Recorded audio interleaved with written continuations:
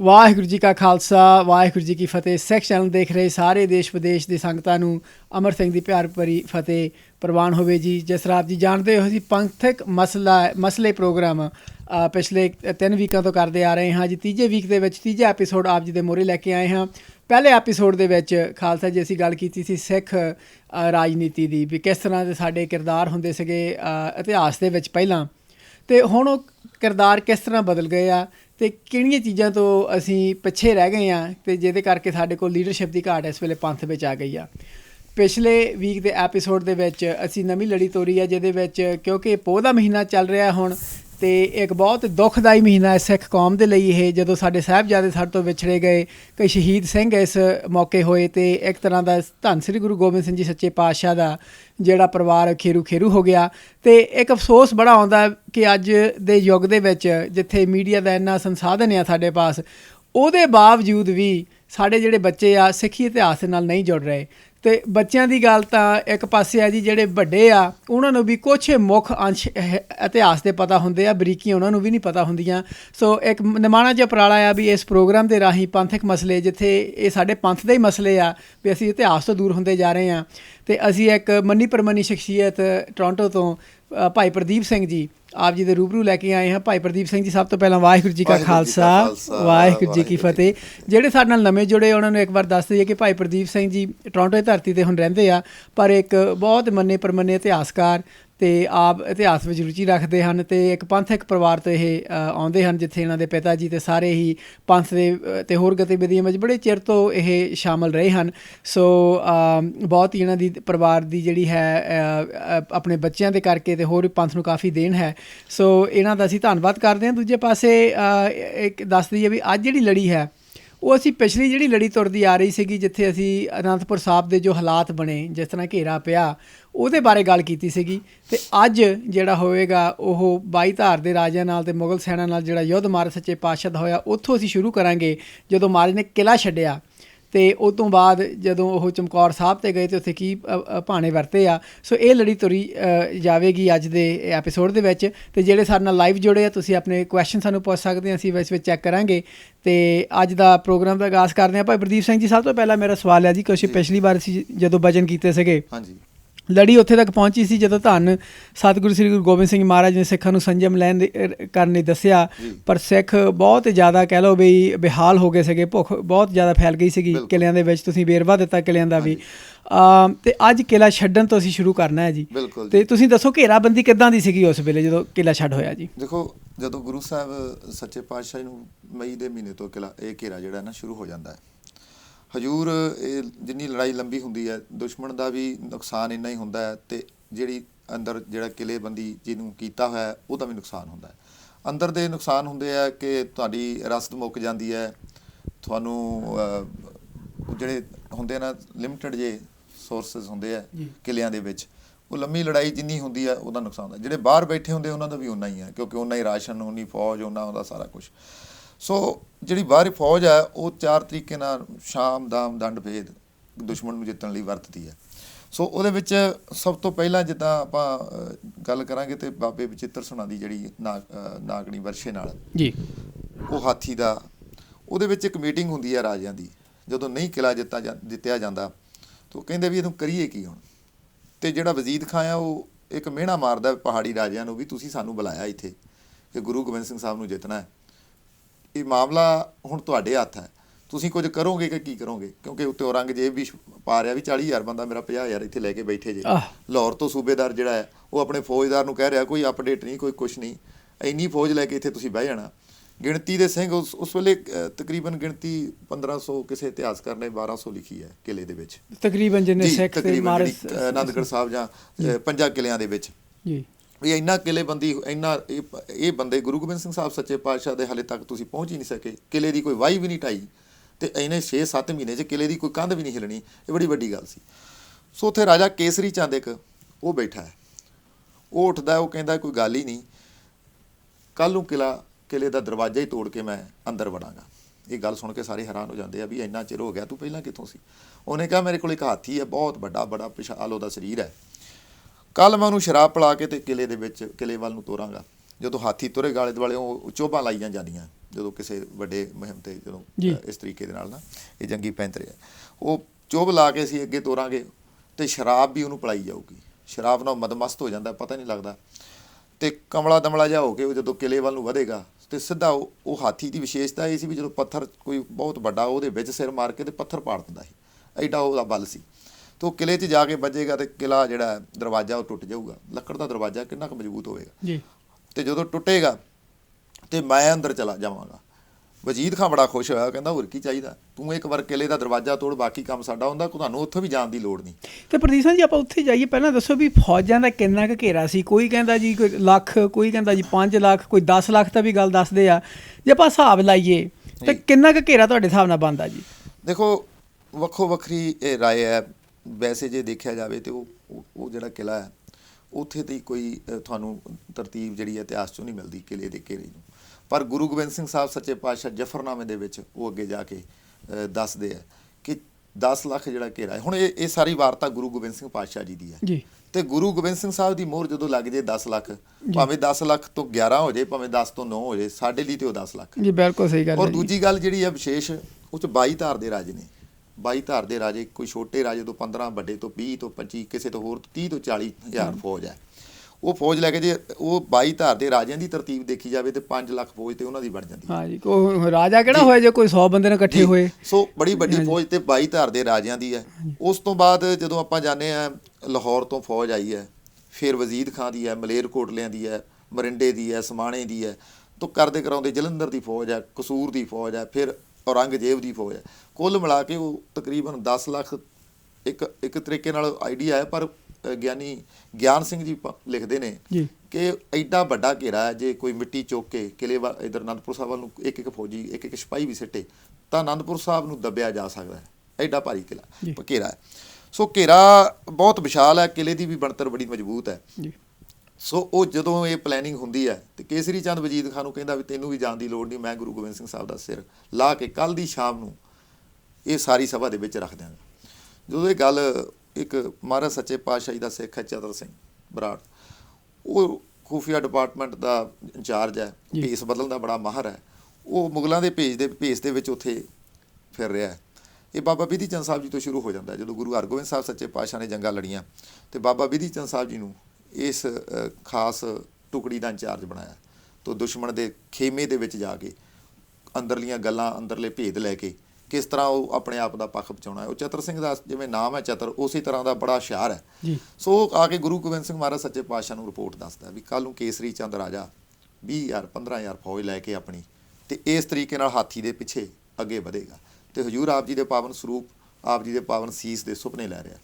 ਇਹ ਵੇਖ ਕੇ ਨਾਲ ਸੂਰਮਿਆਂ ਨੂੰ ਜੋਸ਼ ਆ ਜਾਂਦਾ। ਮਹਾਰਾਜ ਕਹਿੰਦੇ ਹਾਥੀ ਦਾ ਮੁਕਾਬਲਾ ਮੈਂ ਇਤਿਹਾਸ ਦੇ ਵਿੱਚ ਹੈ, ਦੁਨੀ ਚੰਦ ਕਰੇਗਾ। ਦੁਨੀ ਚੰਦ ਡਰ ਜਾਂਦਾ, ਰਾਤ ਨੂੰ ਭੱਜ ਜਾਂਦਾ। ਅਗਲੇ ਦਿਨ ਸਵੇਰੇ ਹੁੰਦੀ ਹੈ ਤੇ ਗੁਰੂ ਸਾਹਿਬ ਸਿੰਘ ਕਹਿੰਦੇ ਮਹਾਰਾਜ ਦੁਨੀ ਚੰਦ ਤੇ ਹੈ ਨਹੀਂ, ਰਾਤ ਨੂੰ ਭੱਜ ਗਿਆ। ਤੇ ਮਹਾਰਾਜ ਸੱਚੇ ਪਾਤਸ਼ਾਹ ਕਹਿੰਦੇ ਕੋਈ ਨਹੀਂ, ਜੇ ਹਾਥੀ ਨਾਲ ਸ਼ੇਰ ਨੂੰ ਲੜਾਵਾਂਗੇ। ਲਾਗੇ ਭਾਈ ਬਚਿੱਤਰ ਸਿੰਘ, ਭਾਈ ਮਨੀ ਸਿੰਘ ਉਹਨਾਂ ਦੇ ਸਪੁੱਤਰ ਬੈਠੇ ਆ। ਜਦੋਂ ਗੱਲ ਸੁਣਦੇ ਆ ਭਾਈ ਬਚਿੱਤਰ ਸਿੰਘ ਦੀ, ਮਹਾਰਾਜ ਭਾਈ ਬਚਿੱਤਰ ਸਿੰਘ ਨੂੰ ਇਸ਼ਾਰਾ ਕਰਦੇ ਆ, ਸੂਰਮਾ ਬੜਾ ਬਲਵਾਨ ਹੈ ਔਰ ਬੜਾ ਗੁਰੂ ਸਾਹਿਬ ਜੀ ਨਾਲ ਭਾਈ ਬਚਿੱਤਰ ਸਿੰਘ ਦਾ ਬੜਾ ਪਿਆਰ ਹੈ। ਇਹ ਪਿਆਰ ਜਦੋਂ ਆਪਾਂ ਇਹ ਸਾਕੇ 'ਚ ਚੱਲਾਂਗੇ ਨਾ ਅੱਗੇ ਜਾ ਕੇ, ਇਹ ਸਾਕੇ ਦੇ ਵਿੱਚ ਕਈ ਸਾਖੀਆਂ, ਕਈ ਇਤਿਹਾਸ ਇਹੋ ਜਿਹਾ ਹੋਣਾ ਹੈ ਕਿ ਜਿੱਥੋਂ ਪਤਾ ਲੱਗਦਾ ਮਹਾਰਾਜ ਭਾਈ ਬਚਿੱਤਰ ਸਿੰਘ ਨੂੰ ਕਿੰਨਾ ਪਿਆਰ ਕਰਦੇ, ਬੜਾ ਮੋਹ ਹੈ। ਭਾਈ ਬਚਿੱਤਰ ਸਿੰਘ ਤੋਂ ਗੱਲ ਸੁਣਦਾ ਉੱਠ ਕੇ ਖਲੋ ਜਾਂਦਾ। ਹਜ਼ੂਰ ਲੜਨਾ ਆਪਣੇ ਕਿਰਪਾ ਆਪ ਦੀ ਹੈ। ਹਜ਼ੂਰ ਕਹਿੰਦੇ ਇੱਕ ਖਾਸ ਕਿਸਮ ਦੇ 2 ਬਰਛੇ ਗੁਰੂ ਗਰੀਬ ਨਵਾਜ ਜੀ ਨੂੰ ਲਾਹੌਰ ਦੀ ਇੱਕ ਸਪੈਸ਼ਲ ਫੈਕਟਰੀ ਦੇ ਵਿੱਚ ਬਣਾ ਕੇ ਉਹ ਮਹਾਰਾਜ ਨੂੰ ਸਿੱਖ ਨੇ ਭੇਟ ਕੀਤੇ ਸੀ। ਇੱਕ ਦਾ ਨਾਮ ਹੈ ਕਰਪਾ ਤੇ ਇੱਕ ਦਾ ਨਾਮ ਹੈ ਨਾਗੜੀ ਬਰਛਾ।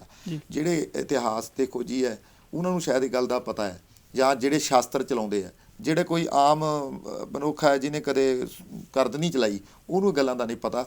ਵੱਖੋ ਵੱਖਰੇ ਸਮੇਂ ਲਈ ਵੱਖੋ ਵੱਖਰੇ ਸ਼ਾਸਤਰ ਹੁੰਦੇ ਆ। ਸੋ ਨਾਗਣੀ ਦੀ ਜਿਹੜਾ ਨਾਗਣੀ ਬਰਛਾ ਉਹ ਸਪੈਸ਼ਲ ਇਸੇ ਲਈ ਬਣਿਆ ਕਿ ਉਹ ਜਿੰਨੀ ਰਫ਼ਤਾਰ ਨਾਲ ਕਿਸੇ ਦੇ ਅੰਦਰ ਜਾਵੇਗਾ ਉਸੇ ਤਰੀਕੇ ਨਾਲ ਉਹਨੂੰ ਬਾਹਰ ਕੱਢ ਲਿਆ ਜਾਂਦਾ। ਜਦ ਕਿ ਆਮ ਬਰਛਾ ਜਦੋਂ ਕਿਸੇ ਦੇ ਅੰਦਰ ਮਾਰਦੇ ਆ, ਜਿਵੇਂ ਬਾਬੇ ਜੀ ਹੁਣਾਂ ਨੇ ਅਨਵਰ ਖਾਂ ਤੇ ਵਾਰ ਕੀਤਾ, ਜਦੋਂ ਪੱਟਣ ਲੱਗੇ ਤੇ ਉਹ ਬਰਛਾ ਟੁੱਟ ਗਿਆ ਕਿਉਂਕਿ ਫਾਲਾ ਰਹਿ ਜਾਂਦਾ ਅੰਦਰ। ਪਰ ਨਾਗੜੀ ਬਰਛਾ ਬਣਾਇਆ ਹੀ ਇਸ ਤਰ੍ਹਾਂ ਤਰੀਕੇ ਦੇ ਨਾਲ, ਜੇ ਅੱਜ ਵੀ ਤੁਸੀਂ ਦੇਖੋ ਤਖ਼ਤ ਸ੍ਰੀ ਕੇਸਗੜ੍ਹ ਸਾਹਿਬ ਤੇ ਦੋਨੇ ਬਰਛੇ ਪਏ ਆ, ਉਹ ਬੜੀ ਤਰਤੀਬ ਨਾਲ ਬਣਾਇਆ ਗਿਆ ਵੀ ਜੇ ਉਹ ਕੋਈ ਇਹੋ ਜਿਹਾ ਸਮਾਂ ਜੇ ਤੁਹਾਨੂੰ ਉਨੀ ਜ਼ੋਰ ਨਾਲ ਪੱਟਿਆ ਜਾ ਸਕਦਾ। ਸੋ ਉਹ ਬਰਛਾ ਮਹਾਰਾਜ ਦੱਸਦੇ ਆ ਤੇ ਨਾਲ ਚਲਾਉਣ ਦਾ ਤਰੀਕਾ ਦੱਸਦੇ ਆ ਵੀ ਕਿਸ ਤਰੀਕੇ ਦੇ ਨਾਲ ਉਹ ਚਲਾਉਣਾ। ਸੋ ਬਰਛਾ ਦੇ ਕੇ ਮਹਾਰਾਜ ਜਦੋਂ ਭੇਜਦੇ ਆ, ਲਾਗੇ ਭਾਈ ਉਦੇ ਸਿੰਘ, ਭਾਈ ਬਚਿੱਤਰ ਸਿੰਘ ਦੇ ਭਰਾ ਉਹ ਬੈਠੇ ਆ, ਉਹ ਉੱਠ ਕੇ ਮਹਾਰਾਜ ਦੇ ਅੱਗੇ ਚਰਨਾਂ 'ਚ ਬੇਨਤੀ ਕਰਦੇ, ਹਜ਼ੂਰ ਜਿਹੜਾ ਕੇਸਰੀ ਚੰਦ ਰਾਜਾ ਉਹ ਆਪ ਜੀ ਦੇ ਪਾਵਨ ਸੀਸ ਦੇ ਸੁਪਨੇ ਲੈ ਰਿਹਾ ਜੀ। ਤੇ ਮੇਰੇ ਕੋਲ ਇਹ ਗੱਲ ਬਰਦਾਸ਼ਤ ਨਹੀਂ। ਕੋਈ ਆਪ ਜੀ ਦੇ ਪਾਵਨ ਸਰੂਪ ਬਾਰੇ, ਆਪ ਜੀ ਦੇ ਪਾਵਨ ਸੀਸ ਬਾਰੇ ਏਡੀ ਗੱਲ ਕਵੇ ਤੇ ਅਸੀਂ ਲਾਗੇ ਬੈਠੇ ਰਹੀਏ, ਇਹ ਗੱਲ ਮੈਨੂੰ ਬਰਦਾਸ਼ਤ ਨਹੀਂ। ਹਜ਼ੂਰ ਕਹਿੰਦੇ ਇੱਕ ਹੋਰ ਵਰਸ਼ਾ ਨਾਲ ਕਰਪਾ, ਉਹ ਇੱਕੋ ਹੀ ਜਿਵੇਂ ਉਹ ਭਰਾ ਵਰਸ਼ੇ ਹੈ, ਇਸੇ ਤਰ੍ਹਾਂ ਦੋਨਾਂ ਭਰਾਵਾਂ ਨੂੰ ਦਿੱਤੇ ਜਾਂਦੇ ਆ। ਉਹ ਕਰਪਾ ਵਰਸ਼ਾ ਜਿਵੇਂ ਆਪਾਂ ਦਾਤਣ ਲਾਉਣ ਵਾਲੀ ਜਾਂ ਵੱਡੀਆਂ ਨਹੀਂ ਹੁੰਦੇ ਲੈ ਕੇ ਤੁਰੇ ਫਿਰਦੇ ਹੁੰਦੇ ਆ ਆਪਣੇ ਬੱਕਰੀਆਂ ਚਾਰਨ ਵਾਲੇ ਦਾਤਣ ਲਾਉਣ ਵਾਲੇ, ਉਹ ਇਸ ਤਰ੍ਹਾਂ ਉਹ ਕਰਪਾ ਬਣਿਆ ਹੋਇਆ, ਵਿੰਗਾ ਜਿਹਾ ਹੁੰਦਾ ਮੋਰੇ। ਸੋ ਉਹਦਾ ਨਾਂ ਤਾਂ ਹੀ ਉਹ ਕਰਪਾ ਰੱਖਿਆ। ਉਹ ਵਰਸ਼ਾ ਮਹਾਰਾਜ ਭਾਈ ਉਦੇ ਸਿੰਘ ਨੂੰ ਦਿੰਦੇ ਆ ਵੀ ਜਦੋਂ ਭਾਈ ਬਚਿੱਤਰ ਸਿੰਘ ਜੀ ਹਾਥੀ ਨੂੰ ਭਜਾਵੇਗਾ ਤੇ ਤੂੰ ਕੇਸਰੀ ਚੰਦ ਦਾ ਸਿਰ ਲਾਉਣਾ। ਦੋਨੇ ਸੂਰਮੇ ਜਦੋਂ ਜਾਂਦੇ ਆ, ਸਾਹਮਣੇ ਹਾਥੀ ਆਉਂਦਾ, ਹਾਥੀ ਦਾ ਮੁਕਾਬਲਾ ਭਾਈ ਬਚਿੱਤਰ ਸਿੰਘ ਕਰਦੇ ਆ, ਬਰਸ਼ੀ ਸਿਰ 'ਚ ਮਾਰਦੇ ਆ ਵਰਸ਼ਾ, ਤੇ ਸਿਰ ਦੇ ਵਿੱਚ ਜਦੋਂ ਵਰਸ਼ਾ ਆਉਂਦਾ, ਤਵੀਆਂ ਬੰਨੀਆਂ ਹੁੰਦੀਆਂ, ਲੋਹੇ ਦੀਆਂ ਪਰਤਾਂ ਚੜੀਆਂ ਹੁੰਦੀਆਂ, ਜਿਹੜੇ ਤਵੇ ਜਿਵੇਂ ਆਪਾਂ ਜੈਕਟ ਪਾਉਂਦੇ ਆ ਜਾਂ ਸੂਰਮੇ ਜਿਹੜੇ ਜੰਗ ਦੇ ਵਿੱਚ ਲੜਦੇ ਉਹ ਜੈਕਟ ਪਾਉਂਦੇ, ਉਹ 1 2 3 ਧਾਤ ਉੱਤੇ ਚੜਾਈ ਜਾਂਦੀ ਆ ਲੋਹੇ ਦੀ। ਇਸ ਤਰ੍ਹਾਂ 7 ਧਾਰਾਂ ਉਹਦੀਆਂ ਚੜੀਆਂ ਹੋਈਆਂ ਤਵੀ ਸੀ, ਤੇ ਉਹਨੂੰ ਚੀਰ ਕੇ ਵਰਸ਼ਾ ਹਾਥੀ ਦੇ ਖੁੱਭ ਜਾਂਦਾ। ਹਾਥੀ ਦੀ ਖਾਸੀਅਤ ਹੈ ਕਿ ਉਹਨੂੰ ਜਦੋਂ ਚਲਾਉਣ ਲਈ ਮੁਹਾਵਤ ਜਿਹੜਾ ਹੈ ਉਹ ਇੱਕ ਸੂਆ ਜਿਹਾ ਰੱਖਦਾ ਹੱਥ ਦੇ ਵਿੱਚ, ਉਹ ਸਿਰ 'ਚ ਮਾਰਦਾ ਤੇ ਉਹਦੇ ਨਾਲ ਤੁਰਦਾ। ਤੇ ਜਦੋਂ ਐਡੀ ਜ਼ੋਰ ਦੀ ਵਰਸ਼ੀ ਵੱਜਦੀ ਹੈ ਤੇ ਉਹ ਪਿੱਛੇ ਨੂੰ ਭੱਜਦਾ, ਫਿਰ ਉਹਨੂੰ ਪਤਾ ਲੱਗ ਜਾਂਦਾ ਵੀ ਮੋਹਰਿਓਂ ਕੋਈ ਡੱਕ ਰਿਹਾ, ਹੁਣ ਮੈਨੂੰ ਪਿੱਛੋਂ ਮੁੜਨਾ ਪੈਣਾ। ਹਾਥੀ ਪਿੱਛੋਂ ਮੁੜ ਜਾਂਦਾ, ਉਹ ਸਕੀਮ ਜਿਹੜੀ ਹੈ ਫੇਲ ਹੋ ਜਾਂਦੀ ਹੈ। ਕੇਸਰੀ ਚੰਦ ਅੱਗੇ ਵੱਧਦਾ, ਭਾਈ ਉਦੇ ਸਿੰਘ ਜੀ ਨੂੰ ਲਲਕਾਰਦੇ ਆ ਕਿ ਤੂੰ ਗੁਰੂ ਗੋਬਿੰਦ ਸਿੰਘ ਸਾਹਿਬ ਦੇ ਸੀਸ ਬਾਰੇ ਇਹੋ ਜਿਹੀ ਗੱਲ ਕੀਤੀ ਹੈ, ਪਹਿਲਾਂ ਮੇਰੇ ਨਾਲ 2 ਹੱਥ ਕਰ। ਠੀਕ ਹੈ ਜੀ। ਕੇਸਰੀ ਚੰਦ ਵਾਰ ਤੇ ਵਾਰ ਕਰਦਾ, ਭਾਈ ਜੀ ਵਾਰ ਨੂੰ ਡੱਕਦੇ ਨੇ ਤੇ ਇੱਕ ਭਰਮਾ ਵਾਰ ਆਪਣੇ ਤੇਗੇ ਦੇ ਨਾਲ ਐਸਾ ਕਰਦੇ ਆ, ਉਹਦੇ ਭਾਈ ਉਦੇ ਸਿਉਣੀ ਕੇਸਰੀ ਚੰਦ ਦਾ ਸਿਰ ਜ਼ਮੀਨ ਤੇ ਡਿੱਗ ਜਾਂਦਾ।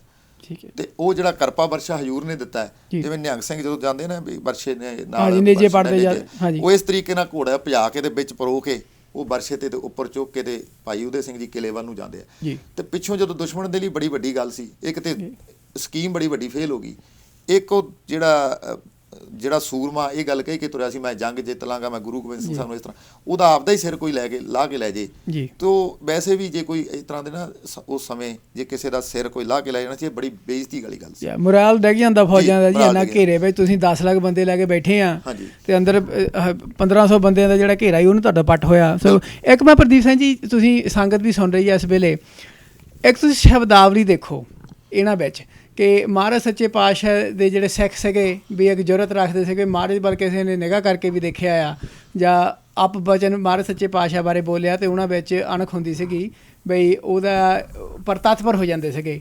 ਅਤੇ ਇੱਕ ਤੁਸੀਂ ਇਤਿਹਾਸਕਾਰਾਂ ਦੇ ਜਿਹੜੇ ਲਫ਼ਜ਼ ਦੇਖੋ, ਤੁਸੀਂ ਭਾਈ ਪ੍ਰਦੀਪ ਸਿੰਘ ਨੂੰ ਪਿਛਲੇ ਕੁਛ ਵੀਕਾਂ ਤੋਂ ਸੁਣ ਰਹੇ ਹਾਂ, ਇਹ ਤੋਂ ਪਹਿਲਾਂ ਵੀ ਕਈ ਵਿਦਵਾਨ ਸੱਜਣ ਅਸੀਂ ਸ਼ੋਅ ਦੇ ਵਿੱਚ ਲੈ ਕੇ ਆਏ ਹਾਂ। ਵਿਦਵਾਨਾਂ ਦੇ ਇੱਕ ਗੱਲ ਕਰਨ ਦਾ ਤਰੀਕਾ, ਗੁਰੂ ਗਰੀਬ ਨਵਾਜ਼ ਹਜ਼ੂਰ ਅਤੇ ਸੱਚੇ ਪਾਤਸ਼ਾਹ ਦੇ ਨਾਲ ਮਹਾਰਾਜ ਨੂੰ ਸੰਬੋਧਨ ਕਰਨਾ। ਕੁਛ ਅੱਜ ਕੱਲ੍ਹ ਦੇ ਪ੍ਰਚਾਰਕ ਹੈ ਜੀ ਜਿਹੜੇ ਚਿਮਟੇ ਲੈ ਕੇ ਬਹਿ ਜਾਂਦੇ ਸਟੇਜਾਂ 'ਤੇ ਗੁਰੂ ਨਾਨਕ, ਗੁਰੂ ਗੋਬਿੰਦ, ਮਹਾਰਾਜ ਸੱਚੇ ਪਾਤਸ਼ਾਹ ਦੇ ਨਾਲ ਜੀ ਵੀ ਲਾਉਣਾ ਨਹੀਂ ਇਹ ਉੱਤਮ ਸਮਝਦੇ। ਸੋ ਇਹ ਸਾਨੂੰ ਸਾਰਿਆਂ ਨੂੰ ਦੇਖਣਾ ਪੈਣਾ ਵੀ ਜਿਹੜੇ ਲੋਕਾਂ ਨੂੰ ਅਸੀਂ ਫੋਲੋ ਕਰਦੇ ਹਾਂ ਵੀ ਇੱਕ ਜਿਹੜੀ ਮਹਾਰਾਜ ਕਹਿੰਦੇ ਮਿੱਠੜ ਨੀਵੀਂ ਨਾਨਕਾ ਗੁਣ ਚੰਗਿਆਈਆਂ ਤੱਤ, ਜਿਹੜੀ ਬੋਲੀ ਵਿੱਚ ਮਿਠਾਸ ਹੁੰਦੀ ਆ, ਗੁਰਸਿੱਖਾਂ ਦੇ ਵਿਦਵਾਨਾਂ ਦੇ ਬੋਲਣ ਦੇ ਤਰੀਕੇ ਹੁੰਦੇ ਆ, ਉਹ ਜਿਹੜੇ ਤਰੀਕੇ ਆ ਸਾਡੇ ਵਿਦਵਾਨਾਂ ਦੇ ਜੇ ਮੂੰਹ 'ਤੇ ਨਹੀਂ ਚੜ੍ਹੇ ਤਾਂ ਤੁਸੀਂ ਉਹਨਾਂ ਦੀ ਵਿਦਵਤਾ ਪਹਿਲੇ ਬਚਨਾਂ ਤੋਂ ਹੀ ਪਤਾ ਕਰ ਸਕਦੇ ਆ। ਸੋ ਮੈਂ ਸੰਗਤ ਨੂੰ ਵੀ ਬੇਨਤੀ ਕਰਦਾ ਵੀ ਜਿਸ ਤਰ੍ਹਾਂ ਇਤਿਹਾਸ ਦੁਹਰਾਏ ਜਾਂਦੇ ਆ, ਜਿਸ ਤਰ੍ਹਾਂ ਇਹ ਸਿੱਖੇ ਜਾਂਦੇ ਆ ਅਤੇ ਵਿਦਵਾਨਾਂ ਦੀ ਸ਼ਬਦਾਵਲੀ ਆ, ਇਹਨਾਂ ਵੱਲ ਵੀ ਆਪਾਂ ਧਿਆਨ ਦਈਏ। ਰਹੋ ਵਿਚਾਰ ਅਸੀਂ ਪ੍ਰਦੀਪ ਸਿੰਘ ਜੀ ਇਸ ਲੜੀ ਨੂੰ ਅੱਗੇ ਤੋਰਦੇ ਹਾਂ ਜੀ। ਉਸ ਤੋਂ ਬਾਅਦ ਜਦੋਂ ਕੇਸਰੀ ਚੰਦ ਨੂੰ ਮਾਰਿਆ ਜਾਂਦਾ ਆ ਅਤੇ ਬਾਬਾ ਉਦੇ ਸਿੰਘ ਸਾਹਿਬ ਬਰਛਾ ਲੈ ਕੇ ਅਤੇ ਸੀਸ ਲੈ ਕੇ ਉਹਦਾ ਕੇਸਰੀ ਚੰਦ ਦਾ ਵਾਪਸ ਜਦ ਕਿਲੇ ਵੱਲ ਨੂੰ ਮੁੜਦੇ ਆ, ਉਸ ਤੋਂ ਬਾਅਦ ਦੇ ਹਾਲਾਤ ਕੀ ਹੁੰਦੇ ਆ ਜੀ? ਜਦੋਂ ਮੁੜਦੇ ਆ ਨਾ ਜੀ, ਉਹਦੇ ਇੱਕ ਬੜਾ ਇਤਿਹਾਸਕ ਇਹ ਪ੍ਰਮਾਣ ਸਾਡੇ ਮੂਹਰੇ ਪ੍ਰੂਫ ਹੈ। ਜਿਹੜਾ ਉਹ ਬਰਛਾ ਹੈ ਨਾ ਜੀ, ਉਹ ਦਾਸ ਨੇ ਉਹਨੂੰ ਬੜੇ ਨਜ਼ਦੀਕ ਤੋਂ ਦੇਖਿਆ ਜੀ, ਅਤੇ ਉਹ ਬਰਛੇ 'ਤੇ ਨਿਸ਼ਾਨ ਹੈ। ਜਦੋਂ ਉਹ ਸਿਰ ਲੈ ਕੇ ਜਾ ਰਹੇ ਆ ਅਤੇ ਪਿੱਛੋਂ ਗੋਲੀ ਅਤੇ ਤੀਰ ਚੱਲਦੇ ਨੇ ਕਿ ਬਸ ਕਿਸੇ ਤਰੀਕੇ ਨਾਲ ਉਹ ਸਿਰ ਉੱਥੇ ਡੱਕਿਆ ਜਾ ਸਕੇ, ਪਰ ਉਹ ਡੱਕਿਆ ਨਹੀਂ ਜਾਂਦਾ ਅਤੇ ਉਹ ਬਰਛੇ 'ਤੇ ਉਹ ਗੋਲੀਆਂ ਨਿਸ਼ਾਨ ਅੱਜ ਵੀ ਮੌਜੂਦ ਨੇ। ਜੇ ਤੁਸੀਂ ਦੇਖੋ ਉਹਦੀ ਇੱਕ ਫਾਲਾ ਮੂਹਰਿਓਂ ਟੁੱਟਿਆ ਹੋਇਆ, ਜਿਹਦਾ ਇਤਿਹਾਸਕਾਰ ਉੱਥੇ ਇਤਿਹਾਸ ਸੁਣਾਉਂਦੇ ਨੇ, ਉਹ ਦੱਸਦੇ ਆ ਵੀ ਇਹ ਉਸ ਸਮੇਂ ਇਸ ਤਰੀਕੇ ਨਾਲ ਹੋਇਆ। ਖੈਰ ਤੇ ਪ੍ਰੀਤ ਜੀ ਤੁਸੀਂ ਵੀ ਉਹ ਸ਼ਾਸਤਰਾਂ ਦੇ ਦਰਸ਼ਨ ਕਰਾਏ ਨੇ, ਆਪ ਵੀ ਹੱਥ ਨਾਲ ਚੱਕ ਕੇ ਸਾਰਾ ਕੁਛ। ਜਦੋਂ ਅਸੀਂ ਅਨੰਦਪੁਰ ਸਾਹਿਬ ਦੀ ਕੁਛ ਸਮਾਂ ਧਰਤੀ 'ਤੇ ਰਹਿਣ ਦਾ ਮੌਕਾ ਮਿਲਿਆ, ਉੱਥੇ ਸਾਰਾ ਇਤਿਹਾਸ ਦੇਖਿਆ। ਖੰਡਾ ਮਹਾਰਾਜ ਸੱਚੇ ਪਾਤਸ਼ਾਹ ਨੇ ਜਿਹਨੇ ਅੰਮ੍ਰਿਤ ਛਕਾਇਆ। ਸੋ ਹਜ਼ੂਰ ਦੀਆਂ ਬੜੀਆਂ ਬਖਸ਼ਿਸ਼ਾਂ ਨੇ। ਸੋ ਜਿਹੜੀ ਤੁਸੀਂ ਗੱਲ ਕਰ ਰਹੇ ਸੀ ਵੀ ਇਹ ਗੁਰੂ ਗਰੀਬ ਨਵਾਜ਼ ਦੇ ਬਾਰੇ, ਅਤੇ ਇਹ ਇੱਕ ਬੜਾ ਵੱਡਾ ਦੁਖਾਂਤ ਹੈ ਸਾਡਾ ਕਿ ਅਸੀਂ ਗੁਰੂ ਪਾਤਸ਼ਾਹ ਜੀ ਨੂੰ ਕਿਸ ਨਜ਼ਰੀਏ ਨਾਲ ਦੇਖਦੇ ਹਾਂ। ਇੱਕ ਮੈਂ ਇੱਥੇ ਸੁਣ ਰਿਹਾ ਸੀ, ਕਿਸੇ ਨੇ ਦੱਸਿਆ ਕਿ ਕੋਈ ਵਿਦਵਾਨ ਕੋਈ ਪ੍ਰਚਾਰਕ ਕੋਈ ਆਇਆ ਤੇ ਉਹ ਕਹਿੰਦਾ ਵੀ ਜੇ ਗੁਰੂ ਸਾਹਿਬ ਜੀ ਦਾ ਆ ਜਿਹੜਾ ਇਤਿਹਾਸਕ ਪੱਖ ਹੈ ਇਹ ਗੁਰੂ ਗਰੀਬ ਨਵਾਜ ਪਾਤਸ਼ਾਹ ਜੀ ਦੀ ਜ਼ਿੰਦਗੀ ਦੇ ਵਿੱਚ ਜਿਹੜੇ ਦੁੱਖ ਦੀਆਂ ਘੜੀਆਂ ਹੈ, ਦੁੱਖ ਦਾ ਹਫ਼ਤਾ ਹੈ, ਜੇ ਨਿਕਲ ਜਾਵੇ ਤੇ ਹਜ਼ੂਰ ਇੱਕ ਆਮ ਮਨੁੱਖ ਵਾਂਗ ਹੀ ਹੈ ਉਹਨਾਂ ਦਾ ਜੀਵਨ। ਉਹ ਬੜੀ ਕਮਾਲ ਦੀ ਗੱਲ ਹੈ। ਉਹਨੇ ਕਿਸ ਨਜ਼ਰ ਨਾਲ ਗੁਰੂ ਗੋਬਿੰਦ ਸਿੰਘ ਪਾਤਸ਼ਾਹ ਨੂੰ ਵੇਖਿਆ। ਜਦੋਂ ਆਪਾਂ ਨਾ ਗੁਰੂ ਗੋਬਿੰਦ ਸਿੰਘ ਸਾਹਿਬ ਦਾ ਬਚਪਨ ਪੜ੍ਹਦੇ ਹਾਂ, ਜਨਮ ਪੜ੍ਹਦੇ ਹਾਂ, ਜਦੋਂ ਆਪਾਂ ਪਹਿਲਾਂ ਵੀ ਇਹਦੇ ਬਾਰੇ ਗੱਲ ਕੀਤੀ ਸੀ ਕਿ 10 ਜਾਂ 15 ਦਿਨ ਦੇ ਦਿਨ ਹੋਣਗੇ ਗੁਰੂ ਗਰੀਬ ਨਵਾਜ ਨੂੰ ਸੰਸਾਰ 'ਚ ਜਨਮ ਲਿਆ। 10 ਤੋਂ 15 ਦਿਨ ਬੱਚਾ, 10 ਤੋਂ 15 ਦਿਨ। ਤੇ ਸਾਈਂ ਭੀਖਮ ਸ਼ਾਹ ਬੜਾ ਸਿਆਣਾ ਹੈ ਔਰ ਉਹਦੇ ਬੜੇ ਮੁਰੀਦ ਨੇ, ਔਰ ਇਸਲਾਮ ਦੇ ਵਿੱਚ ਉਹਦਾ ਇੱਕ ਮਕਾਮ ਹੈ ਤੇ ਉਹ ਗੁਰੂ ਗਰੀਬ ਨਵਾਜ ਪਾਤਸ਼ਾਹ ਦੇ ਦਰਸ਼ਨ ਲਈ ਆਉਂਦਾ ਹੈ। ਮਾਮਾ ਕਿਰਪਾਲ ਚੰਦ ਜੀ ਕਹਿੰਦੇ ਵੀ ਨਹੀਂ, ਬੱਚਾ ਛੋਟਾ ਹੈ ਹਲੇ, ਪਤਾ ਨਹੀਂ ਕਿਵੇਂ ਫਰੀਦ ਜੀ ਨਾ ਜਾਣਦੇ, ਪਰ ਜਾਣ ਪਛਾਣੇ ਨਹੀਂ, ਇਸ ਤਰ੍ਹਾਂ ਕਿਵੇਂ ਬਾਹਰ ਲੈ ਆਈ। ਮਾਤਾ ਜੀ ਵੀ ਸੰਕੋਚ ਕਰਦੇ। ਉਹ ਜਿੱਦ ਕਰ ਜਾਂਦਾ ਵੀ ਜਾਂ ਤਾਂ ਇਹ ਦਰਵਾਜ਼ੇ ਤੋਂ ਮੇਰੀ ਲਾਸ਼ ਜਾਊਗੀ, ਨਹੀਂ ਤਾਂ ਮੈਂ ਤੁਸੀਂ ਕੌਣ ਹੁੰਦੇ ਜੇ ਮੈਨੂੰ ਮੇਰੇ ਖੁਦਾ ਤੋਂ ਵੱਖ ਕਰਨ ਵਾਲੇ। ਹੁਣ ਉੱਥੇ ਨਾ ਤਾਂ ਗੁਰੂ ਗੋਬਿੰਦ ਸਿੰਘ ਸਾਹਿਬ ਗੁਰਤਾ ਗੱਦੀ ਦੇ ਮਾਲਕ ਨੇ, ਪਰ ਕਿੱਡੀ ਖਿੱਚ ਹੈ। ਨਾ ਤਾਂ ਉਹਨੂੰ ਕਿਸੇ ਨੇ ਕੁਛ ਸੁਨੇਹਾ ਭੇਜਿਆ, ਨਾ ਅੱਜ ਦਾ ਯੁੱਗ ਹੈ ਵਟਸਐਪ ਕੀਤਾ, ਨਾ ਕੋਈ ਮੈਸੇਜ ਕੀਤਾ। ਉਹ ਕਿਵੇਂ ਦੀ ਭਾਵਨਾ ਹੈ ਗੁਰੂ ਗੋਬਿੰਦ ਸਿੰਘ ਪਾਤਸ਼ਾਹ ਲਈ, ਜਿਹਨੂੰ ਅਸੀਂ ਆਮ ਸਾਡੇ ਖੁਦ ਦੇ ਪ੍ਰਚਾਰਕ ਇੱਕ ਮਨੁੱਖ ਕਹਿ ਦਿੰਦੇ ਗੁਰੂ ਪਾਤਸ਼ਾਹ ਜੀ ਨੂੰ। ਹਜ਼ੂਰ ਦੇ ਲਈ ਜੋ ਭਾਵਨਾ ਹੈ ਉਸਦੀ, ਜਦੋਂ ਪਾਤਸ਼ਾਹ ਮੂਹਰੇ ਆਉਂਦੇ ਨਮਸਕਾਰ ਕਰਕੇ ਤੇ ਉਹ ਮਹਾਰਾਜ ਦੇ ਛੋਟੇ ਜਿਹੇ ਪੈਰ ਤੇ ਆਪਣੇ ਸਿਰ ਤੇ ਰੱਖਦਾ। ਇਹੀ ਭਾਵਨਾ ਸ਼ਿਵਦੱਤ ਪੰਡਤ ਦੀ, ਉਹ ਬੜਾ ਵਿਦਵਾਨ ਹੈ। ਉਹਦੀ ਉਸ ਸਮੇਂ ਜਿੱਥੇ ਆਪਣੇ ਪਟਨਾ ਸਾਹਿਬ ਦੇ ਵਿੱਚ ਪੂਰੇ ਜਿਹੜਾ ਨਾ ਬਨਾਰਸ ਪਟਨਾ, ਇਹ ਸਾਰਾ ਜਿਹੜੇ ਹਿੰਦੂ ਸਮਾਜ ਦਾ ਉਹਨਾਂ ਲਈ ਬਹੁਤ ਬੜੇ ਵਿਦਵਾਨ ਹੋਏ ਨੇ ਤੇ ਉਹਨਾਂ ਵਿੱਚ ਪੰਡਤ ਸ਼ਿਵਦੱਤ ਦਾ ਇੱਕ ਵੱਖਰਾ ਮਕਾਮ ਹੈ। ਲੋਕ ਬੜੇ ਦੂਰੋਂ ਉਹਦੇ ਕੋਲ ਆਉਂਦੇ ਨੇ, ਉਹਦੇ ਦਰਸ਼ਨ ਕਰਨ ਆਉਂਦੇ ਨੇ, ਪਰ ਉਹ ਗੁਰੂ ਸਾਹਿਬ ਸੱਚੇ ਪਾਤਸ਼ਾਹ ਜੀ ਨੂੰ ਨਮਸਕਾਰ ਕਰਦਾ। ਸੋ ਇਹ ਗੁਰਤਾ ਗੱਦੀ ਤੋਂ ਪਹਿਲਾਂ ਦੀਆਂ ਗੱਲਾਂ ਨੇ। ਹਲੇ ਗੁਰਤਾ ਗੱਦੀ ਤਾਂ ਗੁਰੂ ਸਾਹਿਬ ਸੱਚੇ ਪਾਤਸ਼ਾਹ ਜੀ ਨੂੰ ਅਨੰਦਪੁਰ ਸਾਹਿਬ ਦੀ ਧਰਤੀ ਤੇ ਮਿਲਦੀ ਹੈ, ਪਰ ਹਜ਼ੂਰ ਲਈ ਇਹੋ ਜਿਹੇ ਸ਼ਬਦ ਵਰਤਦੇ ਨੇ ਸਤਿਗੁਰੂ ਸਾਹਿਬ ਸੱਚੇ ਪਾਤਸ਼ਾਹ ਲਈ। ਇਹਦਾ ਮਤਲਬ ਵੀ ਤੁਹਾਡਾ ਮਨ ਜਿਹੜਾ ਹੈ ਨਾ ਕਿਸੇ ਹੋਰ ਪਾਸੇ ਹੈ, ਤੁਸੀਂ ਉਸ ਲੈਵਲ ਤੇ ਪਹੁੰਚੇ ਨਹੀਂ ਜਿੱਥੇ ਅੱਲਾ ਯਾਰ ਖਾਂ ਜੋਗੀ ਪਹੁੰਚ ਚੁੱਕਾ ਸੀ। ਸੋ ਖੈਰ ਤੇ ਉੱਥੇ ਪ੍ਰਦੀਪ ਸਿੰਘ ਤੁਹਾਡੀ ਗੱਲਾਂ 'ਚ ਗੱਲ ਹੈ ਜੀ, ਹੁਣ ਤਾਂ ਅੱਜ ਕੱਲ੍ਹ ਦੇ ਜਿਹੜੇ ਵਿਦਵਾਨ ਆ ਉਹ ਤਾਂ ਗੁਰੂ ਸਾਹਿਬ ਨੂੰ ਕਿਡਨੈਪ ਕਰਾਈ ਜਾਂਦੇ ਆ ਜੀ। ਤੁਸੀਂ ਸੁਣਿਆ ਹੋਣਾ, ਮੈਂ ਬਹੁਤਾ ਕਿਸੇ ਨਾਂ ਤਾਂ ਲੈਣਾ ਨਹੀਂ, ਨਾ ਆਪਾਂ ਲੈਣ ਦਾ ਕੋਈ ਫਾਇਦਾ ਆ। ਜਿਹੜਾ ਸੁਣਿਆ ਜੀ, ਇੱਕ ਤਾਂ ਨਵਾਂ ਪ੍ਰਚਾਰਕ ਉੰਗਰਿਆ, ਇੱਕ ਪ੍ਰਚਾਰਕ ਦਾ ਚੇਲਾ ਹੀ ਆ ਜੀ, ਉਹ ਕਹੀ ਜਾਂਦਾ ਵੀ ਮਾਰੇ ਗੁਰੂ ਨਾਨਕ ਦੇਵ ਜੀ ਕਿਤੇ ਕਿਡਨੈਪ ਹੋ ਗਏ ਹੋਣਗੇ, ਕਿਤੇ ਕਹਿੰਦੇ ਵੀ ਉਹਨਾਂ ਮਰਡਰ ਹੋ ਗਿਆ ਹੋਊਗਾ ਜੀ। ਪਰ ਐਸੇ ਬਿਨਾਂ ਕਿਸੇ ਤੁਕਬੰਦੀ ਕਿਤੇ ਗੱਲਾਂ ਕਰਨੀਆਂ ਮੇਰੇ ਖਿਆਲ ਇਹ ਸ਼ੋਭਦਾ ਨਹੀਂ ਕਿਸੇ ਵੀ ਪ੍ਰਚਾਰਕ ਨੂੰ ਸਟੇਜ ਤੋਂ ਬਹਿ ਕੇ। ਤੇ ਪ੍ਰਦੀਪ ਸਿੰਘ ਜੀ, ਤੁਸੀਂ ਆਪ ਇਹ ਵਚਨ ਕੀਤਾ ਸੀ, ਸਾਡੀ ਗੱਲ ਜਦ ਹੋਈ ਸੀ ਵੀ ਮਹਾਰਾਜ ਸੱਚੇ ਪਾਤਸ਼ਾਹ ਕਿਡਨੈਪ ਹੋਏ ਬੰਦੇ ਨੂੰ ਆਪ ਛਡਾਉਂਦੇ ਰਹੇ ਆ। ਭਾਈ ਮਰਦਾਨਾ ਜੀ ਕਿਡਨੈਪ ਹੋਏ ਸਕੇ ਤੇ ਐਸੇ ਚਲੋ ਵਚਨ ਕਰਨੇ ਹੀ ਸ਼ੋਭਦੇ ਨਹੀਂ ਜੀ। ਭਾਈ ਮਰਦਾਨਾ ਜੀ ਜਾਂ ਇਹ ਪਤਾ ਕੀ ਗੱਲ ਹੈ, ਸਤਿਗੁਰੂ ਸਾਹਿਬ ਦੀ ਕਿਸ ਨਜ਼ਰ ਨਾਲ ਕਿਸੇ ਨੇ ਵੇਖਿਆ। ਭਾਈ ਮਰਦਾਨਾ ਜੀ ਨੇ ਪੁੱਛਿਆ ਮਹਾਰਾਜ ਗੁਰੂ ਅੰਗਦ ਦੇਵ ਪਾਤਸ਼ਾਹ ਜੀ ਨੂੰ, ਜਦੋਂ ਗੁਰਤਾ ਗੱਦੀ ਦਾ ਸਮਾਂ ਆਉਂਦਾ ਹੈ, ਜਾਂ ਕਿਸੇ ਸਿੱਖ ਨੇ ਪੁੱਛਿਆ ਮਹਾਰਾਜ ਮਰਦਾਨਾ ਜੀ ਤੁਹਾਡੇ ਨਾਲ ਰਹਿੰਦੇ ਜੀ। ਹਜ਼ੂਰ ਕਹਿੰਦੇ ਜਿਸ ਤਰ੍ਹਾਂ ਦਾ ਗੁਰੂ ਨੂੰ ਕੋਈ ਨਜ਼ਰ ਨਾਲ ਵੇਖਦਾ ਉਹਨੂੰ ਉਹ ਪਦਵੀ ਦੇ ਦਿੱਤੀ ਜਾਂਦੀ ਹੈ। ਭਾਈ ਮਰਦਾਨਾ ਜੀ ਗੁਰੂ ਗਰੀਬ ਨਵਾਜ ਦੇ ਨੂੰ ਆਪਣਾ ਅੰਗ ਹੀ ਸਮਝਦੇ ਸੀ, ਤੇ ਜਦੋਂ ਗੁਰੂ ਨਾਨਕ ਸਾਹਿਬ ਦੀ ਗੱਲ ਕਰਦੇ ਮਹਾਰਾਜ ਸੱਚੇ ਪਾਤਸ਼ਾਹ ਨੇ ਆਪਣੇ ਨਾਲ ਹੀ ਰੱਖਿਆ ਜਿਸ ਤਰ੍ਹਾਂ। ਪਰ ਗੁਰੂ ਅੰਗਦ ਦੇਵ ਪਾਤਸ਼ਾਹ ਨੇ ਪਰਮੇਸ਼ਰ ਰੂਪ ਜਾਣਿਆ। ਜਿਸ ਤਰ੍ਹਾਂ ਦਾ ਗੁਰੂ ਸਾਹਿਬ ਸੱਚੇ ਪਾਤਸ਼ਾਹ ਨੂੰ ਅਸੀਂ ਦੇਖਦੇ ਹਾਂ, ਹਜ਼ੂਰ ਸਾਨੂੰ ਉਸ ਤਰ੍ਹਾਂ ਦੀ ਮੱਤ ਦੇ ਦਿੰਦਾ ਜਦੋਂ ਅਸੀਂ ਗੁਰੂ ਸਾਹਿਬ ਨੂੰ ਆਪਣੀ ਨਜ਼ਰ ਨਾਲ ਹੀ ਇਸ ਤਰੀਕੇ ਨਾਲ ਵੇਖਦੇ ਹਾਂ। ਸੋ ਇਹ ਗੱਲ ਕੀ ਹੈ ਕਿ ਕਈ ਵਿਦਵਾਨਾਂ ਨੇ ਲਿਖਿਆ, ਮੈਨੂੰ ਗਿਆਨੀ ਜਸਵੰਤ ਸਿੰਘ ਜੀ ਮੰਡੀ ਸਾਹਿਬ ਵਾਲਿਆਂ ਦੀ ਗੱਲ ਇੱਕ ਯਾਦ ਆਉਂਦੀ ਹੈ। ਉਹ ਕਹਿੰਦੇ ਵੀ ਮੈਂ ਉਸ ਵਿਦਵਾਨ ਨੂੰ ਪੜ੍ਹਦਾ ਹੀ ਨਹੀਂ ਜਿਹਨੇ ਗੁਰੂ ਨਾਨਕ ਸਾਹਿਬ ਸੱਚੇ ਪਾਤਸ਼ਾਹ ਜੀ ਨੂੰ ਸਤਿਕਾਰ ਹੀ ਨਹੀਂ ਦਿੱਤਾ। ਬਿਲਕੁਲ ਸਹੀ ਗੱਲ ਹੈ। ਲਿਖ ਹੀ ਦਿੱਤਾ ਵੀ ਨਾਨਕ ਇਸ ਤਰ੍ਹਾਂ ਉਸ ਤਰ੍ਹਾਂ। ਇੱਕ ਬਾਬਾ ਨਾਨਕ ਨਵੀਂ ਚੀਜ਼ ਸ਼ੁਰੂ ਪਈ ਹੈ ਜੀ, ਬਹੁਤ। ਹਾਂਜੀ ਚਲੋ ਰਹੋ ਵਿਚਾਰ, ਆਪਾਂ ਇੱਧਰ ਆਈਏ। ਹਾਂਜੀ ਆਪਾਂ ਕਿਲੇ ਵੱਲ ਨੂੰ ਆਉਂਦੇ ਹਾਂ ਤੇ ਉਹ ਹਾਲਾਤ ਇਸ ਤਰ੍ਹਾਂ ਦੇ ਆ। ਤੇ ਇਹਨੇ ਨੂੰ ਇੱਕ ਪਰਮਾਨੰਦ ਨਾਂ ਦਾ ਪੁਰੋਹਿਤ ਹੈ ਜਿਹੜਾ ਗੁਰੂ ਗਰੀਬ ਨਵਾਜ ਕੋਲ ਆਉਂਦਾ ਹੈ। ਉਹ ਪਹਾੜੀ ਰਾਜਿਆਂ ਨੂੰ ਭੇਜਿਆ ਜਾਂਦਾ ਹੈ। ਪਰਮਾਨੰਦ ਜਦੋਂ ਹਜ਼ੂਰ ਪਾਤਸ਼ਾਹ ਕੋਲ ਆਉਂਦਾ ਹੈ, ਉਹ ਮੂੰਹ ਦੇ ਵਿੱਚ ਘਾਹ ਹੈ ਇੱਕ ਨਾ, ਇਹ ਹਿੰਦੂ ਸਮਾਜ ਦਾ ਇੱਕ ਹਿੱਸਾ ਹੈ ਕਿ ਜਦੋਂ ਕਿਸੇ ਕੋਲ ਨੀਵੇਂ ਹੋ ਕੇ ਜਾਣਾ ਤੇ ਮੂੰਹ 'ਚ ਘਾਹ ਆਪਣੇ ਆਪ ਨੂੰ ਗਊ ਬਣ ਜਾਣਾ। ਘਾਹ ਮੂੰਹ 'ਚ ਲੈ ਕੇ, ਜਿਵੇਂ ਪੰਡਿਤ ਕਿਰਪਾਦਾਸ ਗੁਰੂ ਗਰੀਬ ਨਵਾਜ ਕੋਲ ਆਇਆ, ਗੁਰੂ ਤੇਗ ਬਹਾਦਰ ਪਾਤਸ਼ਾਹ ਇਸੇ ਤਰ੍ਹਾਂ ਉਹ ਆਉਂਦਾ ਹੈ ਤੇ ਹੱਥ ਵਿੱਚ ਉਹਦੇ ਇੱਕ ਪਲੇਟ ਫੜੀ ਹੋਈ ਹੈ, ਥਾਲੀ ਫੜੀ ਹੋਈ ਹੈ। ਥਾਲੀ ਦੇ ਵਿੱਚ ਉਹਨੇ ਠਾਕਰ ਬਣਾਏ ਹੋਏ ਹਨ ਆਟੇ ਦੇ, ਗਊਆਂ ਬਣਾਈਆਂ ਹੋਈਆਂ, ਕੁਛ ਦੇਵੀ ਦੇਵਤੇ ਵੀ ਬਣਾਏ ਹੋਏ ਆ, ਤੇ ਇੱਕ ਜੋਤ ਜਗਾਈ ਹੈ। ਤੇ ਹਜ਼ੂਰ ਦੇ ਕੋਲ ਆ ਜਾਂਦਾ। ਹਜ਼ੂਰ ਪੁੱਛਦੇ ਵੀ ਇਹ ਕੀ ਗੱਲ ਹੈ, ਤੇ ਉਹ ਕਹਿੰਦਾ ਮਹਾਰਾਜ ਮੈਂ ਪੁਰੋਹਿਤ ਹਾਂ ਤੇ ਮੈਂ ਮਹਾਰਾਜ ਸੱਚੇ ਪਾਤਸ਼ਾਹ ਜੀ ਇਹ ਜਿਹੜੇ ਪਹਾੜੀ ਰਾਜੇ ਆ ਉਹਨਾਂ ਦੇ ਵੱਲੋਂ ਆਪ ਜੀ ਕੋਲ ਇੱਕ ਮਸ਼ਵਰਾ ਲੈ ਕੇ ਆਇਆ। ਹਜ਼ੂਰ ਕਹਿੰਦੇ ਦੱਸੋ। ਉਹ ਕਹਿੰਦਾ ਜੇ ਆਪ ਜੀ ਕਿਲਾ ਛੱਡ ਦਿਓ ਸਾਡੀ ਵੀ ਇੱਜ਼ਤ ਰਹਿ ਜੇ, ਆਪ ਜੀ ਦਾ ਵੀ, ਤੇ ਕੁਝ ਸਮੇਂ ਬਾਅਦ ਆਪ ਫੇਰ ਇੱਥੇ ਆ ਜਾਣਾ। ਤਾਂ ਇਸ ਤਰੀਕੇ ਨਾਲ ਆਪਾਂ ਇੱਕ ਦੂਜੇ ਨਾਲ ਸਮਝੌਤਾ ਵੀ ਹੋ ਜੂ, ਆਪ ਜੀ ਦੀ ਵੀ ਗੱਲ ਰਹਿ ਜੂ ਤੇ ਸਾਡੀ ਵੀ ਰਹਿ ਜੂ। ਸੋ ਗੁਰੂ ਗਰੀਬ ਨਵਾਜ ਲਾਗੇ ਮਾਤਾ ਜੀ ਬੈਠੇ ਹੁੰਦੇ ਜੀ, ਮਾਤਾ ਗੁਜਰੀ ਜੀ, ਤੇ ਮਾਤਾ ਜੀ ਪੁੱਛਦੇ ਆ ਵੀ ਆਪਾਂ ਨੂੰ ਇਹ ਗੱਲ ਮੰਨ ਲੈਣੀ ਚਾਹੀਦੀ ਆ। ਹਜ਼ੂਰ ਕਹਿੰਦੇ ਕਸਮ ਕਿਹਦੀ ਖਾਦੀ, ਕਹਿੰਦੇ ਗਊ ਦੀ। ਮਹਾਰਾਜ ਬੜੇ ਹੱਸ ਪਏ ਤੇ ਕਹਿੰਦੇ ਮਾਤਾ ਜੀ ਜਿਸ ਗਊ ਦੀ ਇਹ ਕਸਮ ਖਾ ਕੇ ਗਿਆ ਤੇ ਇਹਦੇ ਨਾਲ ਦੇ ਜਿਹੜੇ ਵਜੀਦ ਖਾਂ ਹੋਣੀ ਆ ਉਹਨਾਂ ਨੇ ਹੁਣੇ ਵੱਢ ਕੇ ਖਾ ਜਾਣੀ ਹੈ ਜੀ ਤੇ ਕਿੱਡੀ ਕੁ ਜਾਨਵਰ ਦੀ ਗੱਲ ਹੈ ਜੀ। ਸੋ ਇਹ ਕਸਮਾਂ 'ਚ ਯਕੀਨ ਨਹੀਂ ਕਰਨਾ ਚਾਹੀਦਾ। ਪਰ ਸਿੱਖ ਕਹਿੰਦੇ ਮਹਾਰਾਜ ਕੁਛ ਵੇਖੀਏ ਤਾਂ ਸਹੀ, ਕੁਛ ਨਮੂਨਾ ਤੇ ਦਿਖਾਓ ਜੀ। ਖੈਰ ਗੁਰੂ ਗਰੀਬ ਨਵਾਜ ਗੱਡੇ ਕੁਛ ਲੈਂਦੇ, ਗੱਡੇ ਉਹਦੇ ਤੇ ਪੁਰਾਣੇ ਹੱਡੀਆਂ, ਕੱਪੜੇ, ਕੁਛ ਜੁੱਤੀਆਂ ਇਸ ਤਰੀਕੇ ਨਾਲ ਲੱਦਦੇ ਤੇ ਉੱਤੇ ਦਿਸ਼ਾਲੇ ਬਹੁਤ ਚੰਗੇ ਸਜਾ ਦਿੰਦੇ ਆ ਜੀ। ਉਹਨੂੰ ਪਾਤਸ਼ਾਹ ਤੋਰ ਦਿੰਦੇ ਕਿਲੇ ਤੋਂ ਬਾਅਦ। ਜੀ। ਰਾਤ ਦਾ ਸਮਾਂ ਮੁਕਰਰ ਕੀਤਾ ਜਾਂਦਾ ਤੇ ਜਦੋਂ ਜਾਂਦੇ ਆ ਪਹਾੜੀਆਂ ਦਾ ਮਨ ਰਾਜਿਆਂ ਦਾ ਬਦਲ ਜਾਂਦਾ ਤੇ ਉਹ ਹਮਲਾ ਕਰ ਦਿੰਦੇ ਆ ਜੀ। ਉਹ ਹਮਲੇ ਦੇ ਵਿੱਚ ਉਹਨੂੰ ਲੁੱਟ ਲੈਂਦੇ ਆ ਜੀ। ਜਦੋਂ ਦੇਖਦੇ ਆ ਤੇ ਉਹ ਕੁਝ ਵੀ ਨਹੀਂ ਹੁੰਦਾ। ਹਜੂਰ ਕਹਿੰਦੇ ਵੀ ਆ ਇਹਨਾਂ ਦਾ ਇਹਨਾਂ ਦੀ ਕਸਮ ਤੇ ਯਕੀਨ ਕੀਤਾ ਜਾਂਦਾ। ਦੀਨਮਾਨ ਜਿਹੜਾ ਆਪਾਂ ਕਹਿੰਦੇ ਹਾਂਜੀ। ਸੋ ਇੱਥੇ ਇੱਕ ਗੱਲ ਹੋਰ ਜ਼ਿਕਰਯੋਗ ਆ ਵੀ ਇਤਿਹਾਸ ਦੇ ਵਿੱਚ ਜੀ ਇੱਕ, ਕਿਉਂਕਿ ਇਹ ਆਪਾਂ ਕਈ ਲੋਕੀ ਫਿਰ ਟਿੱਪਣੀ ਕਰਨ ਲੱਗ ਪੈਂਦੇ ਆ ਵੀ ਕਿਸੇ ਹੋਰ ਧਰਮ ਦੇ ਵਿੱਚ, ਖਾਸ ਕਰ ਹਿੰਦੂ ਜਾਂ ਇਸਲਾਮ ਤੇ। ਜੇ ਆਪਾਂ ਆਪਣੇ ਧਰਮ ਨੂੰ ਦੇਖੀਏ, ਮਹਾਰਾਜ ਸੱਚੇ ਪਾਤਸ਼ਾਹ ਧੰਨ ਗੁਰੂ ਗੋਬਿੰਦ ਸਿੰਘ ਜੀ ਮਹਾਰਾਜ ਸੱਚੇ ਪਾਤਸ਼ਾਹ ਥਾਂ ਥਾਂ ਦੇ ਵਿੱਚ ਅਵਤਾਰਾਂ ਦਾ ਸਤਿਕਾਰ ਵੀ ਕਰਦੇ ਆ, ਪਰ ਜਿੱਥੇ ਉਹਨਾਂ ਦੀ ਲਿਮਿਟੇਸ਼ਨਸ ਆ ਉੱਥੇ ਅਵਤਾਰਾਂ ਦਾ ਜਿਹੜਾ ਹੈ ਜੀ ਉਹ ਉੱਥੇ ਉਹ ਜਿਹੜਾ ਟੀਕਾ ਟਿੱਪਣੀ ਵੀ ਜ਼ਰੂਰ ਕਰਦੇ ਆ। ਕਿਉਂਕਿ ਜੇ ਆਪਾਂ ਦੇਖੀਏ ਤਾਂ ਲੰਬੀ ਵਿਚਾਰ ਹੋ ਜਾਂਦੀ ਆ। ਅਤੇ ਕਿਉਂਕਿ ਪ੍ਰਦੀਪ ਸਿੰਘ ਜੀ ਤੁਸੀਂ ਇਹ ਗੱਲ ਛੇੜੀ ਸੀਗੀ ਬਈ ਜਿਹੜੇ ਗੁਰੂ ਸਾਹਿਬ ਆਮ ਮਨੁੱਖ ਆ ਜੀ, ਇਤਿਹਾਸ ਦੇ ਵਿੱਚ ਸਨਾਤਨ ਧਰਮ ਦੇ ਵਿੱਚ ਹਰੇਕ ਧਰਮ ਦੇ ਵਿੱਚ 5 ਅਵਤਾਰ ਮੰਨੇ ਜੀ: ਅੰਸ਼ ਅਵਤਾਰ, ਵੇਸਾ ਅਵਤਾਰ, ਕਲਾ ਅਵਤਾਰ, ਨਿਤ ਅਵਤਾਰ, ਨਿਮਿਤ ਅਵਤਾਰ ਤੇ ਪੂਰਨ ਅਵਤਾਰ ਇਕੱਲੇ ਗੁਰੂ ਨਾਨਕ ਦੇਵ ਜੀ ਨੂੰ ਹੀ ਕਿਹਾ ਗਿਆ ਕਿ ਅਕਾਲ ਪੁਰਖ ਸੱਚੇ ਪਾਤਸ਼ਾਹ ਸਰੂਪ ਆ। ਜੇ ਪੂਰਨ ਅਵਤਾਰ ਗੁਰੂ ਨਾਨਕ ਦੇਵ ਜੀ ਸੱਚੇ ਪਾਤਸ਼ਾਹ ਦੀ ਸਾਰੀ ਸ੍ਰਿਸ਼ਟੀ ਬਣਾਈ ਆ, ਤੇ ਰਾਮਚੰਦਰ ਜੀ ਵੀ ਸਤਿਕਾਰਯੋਗ ਨੇ, ਸ਼ਿਵ ਜੀ ਵੀ ਸਤਿਕਾਰਯੋਗ ਨੇ, ਬ੍ਰਹਮਾ ਜੀ ਵੀ ਸਤਿਕਾਰਯੋਗ ਨੇ। ਉਹ ਜੁਦੀ ਗੱਲ ਆ, ਮਹਾਰਾਜ ਕਹਿੰਦੇ ਆ ਬਈ ਕਾਲ ਪਾਏ ਬ੍ਰਹਮਾ ਬਵਤਰਾ, ਕਾਲ ਪਾਏ शिव जी अवतरा, काल पाए कर व्यसन प्रकाशा, सकल काल का किया तमाशा। ये काल वस सारे आ, एक ही काल सदा है। मारे अकाल पुरख सच्चे पातशाह ਜਿਹੜੇ ਆ ਉਹ ਕਾਲ ਦੇ ਘੇਰੇ 'ਚ ਨਹੀਂ ਆਉਂਦੇ, ਬਾਕੀ ਸਾਰੇ ਕਾਲ 'ਚ ਆਉਂਦੇ ਆ।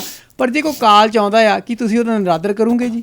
ਸੋ ਸਾਨੂੰ ਸਿੱਖਾਂ ਨੂੰ ਸੋਚਣਾ ਪੈਣਾ ਵੀ ਇੱਕ ਖਾਲਸਾ ਜੀ ਇੱਕ ਬਹੁਤ ਪ੍ਰਦੀਪ ਸਿੰਘ ਜੀ ਬਹੁਤ ਦੁਖਦਾਈ ਗੱਲ ਆ ਵੀ ਆਪਣੇ ਧਰਮ ਦੇ ਵਿੱਚ ਅਸੀਂ ਬਾਕੀ ਧਰਮਾਂ ਦਾ ਅਪਮਾਨ ਕਰਨ ਲੱਗ ਪਏ ਹਾਂ, ਜਿਹੜਾ ਮੈਂ ਸਮਝਦਾ ਗਲਤ ਗੱਲ ਆ। ਜੇ ਮੁਸਲਮਾਨ ਆ ਜਾਂ ਕੋਈ ਹਿੰਦੂ ਵੀਰ ਆ, ਕੋਈ ਸਾਰੇ ਮਾੜੇ ਥੋੜ੍ਹੇ ਆ, ਸਾਰੇ ਰੱਬ ਦੇ ਬਣਾਇਆ, ਉਹ ਆਪਣੇ ਤਰ੍ਹਾਂ ਰੱਬ ਦੀ ਭਗਤੀ ਕਰਦੇ ਆ। ਪਰ ਇੱਕ ਗੱਲ ਬੜੀ ਦੇਖਣ ਵਿੱਚ ਆਉਂਦੀ ਆ ਵੀ ਬੜਾ ਦੁੱਖ ਵੀ ਹੁੰਦਾ ਜਦੋਂ ਆਪਾਂ ਸੁਣਦੇ ਹਾਂ ਅਤੇ ਕਿਸੇ ਨੂੰ ਨੀਵਾਂ ਦਿਖਾ ਦੇਣਾ ਗੱਲ ਕਰਕੇ ਵੀ ਅਸੀਂ ਸਿੱਖ ਹਾਂ ਅਤੇ ਬਾਕੀ ਨੂੰ ਨੀਵਾਂ। ਇਹ ਮੇਰੇ ਖਿਆਲ ਸਾਨੂੰ ਸਾਰਿਆਂ ਨੂੰ ਸੰਕੋਚ ਕਰਨਾ ਚਾਹੀਦਾ।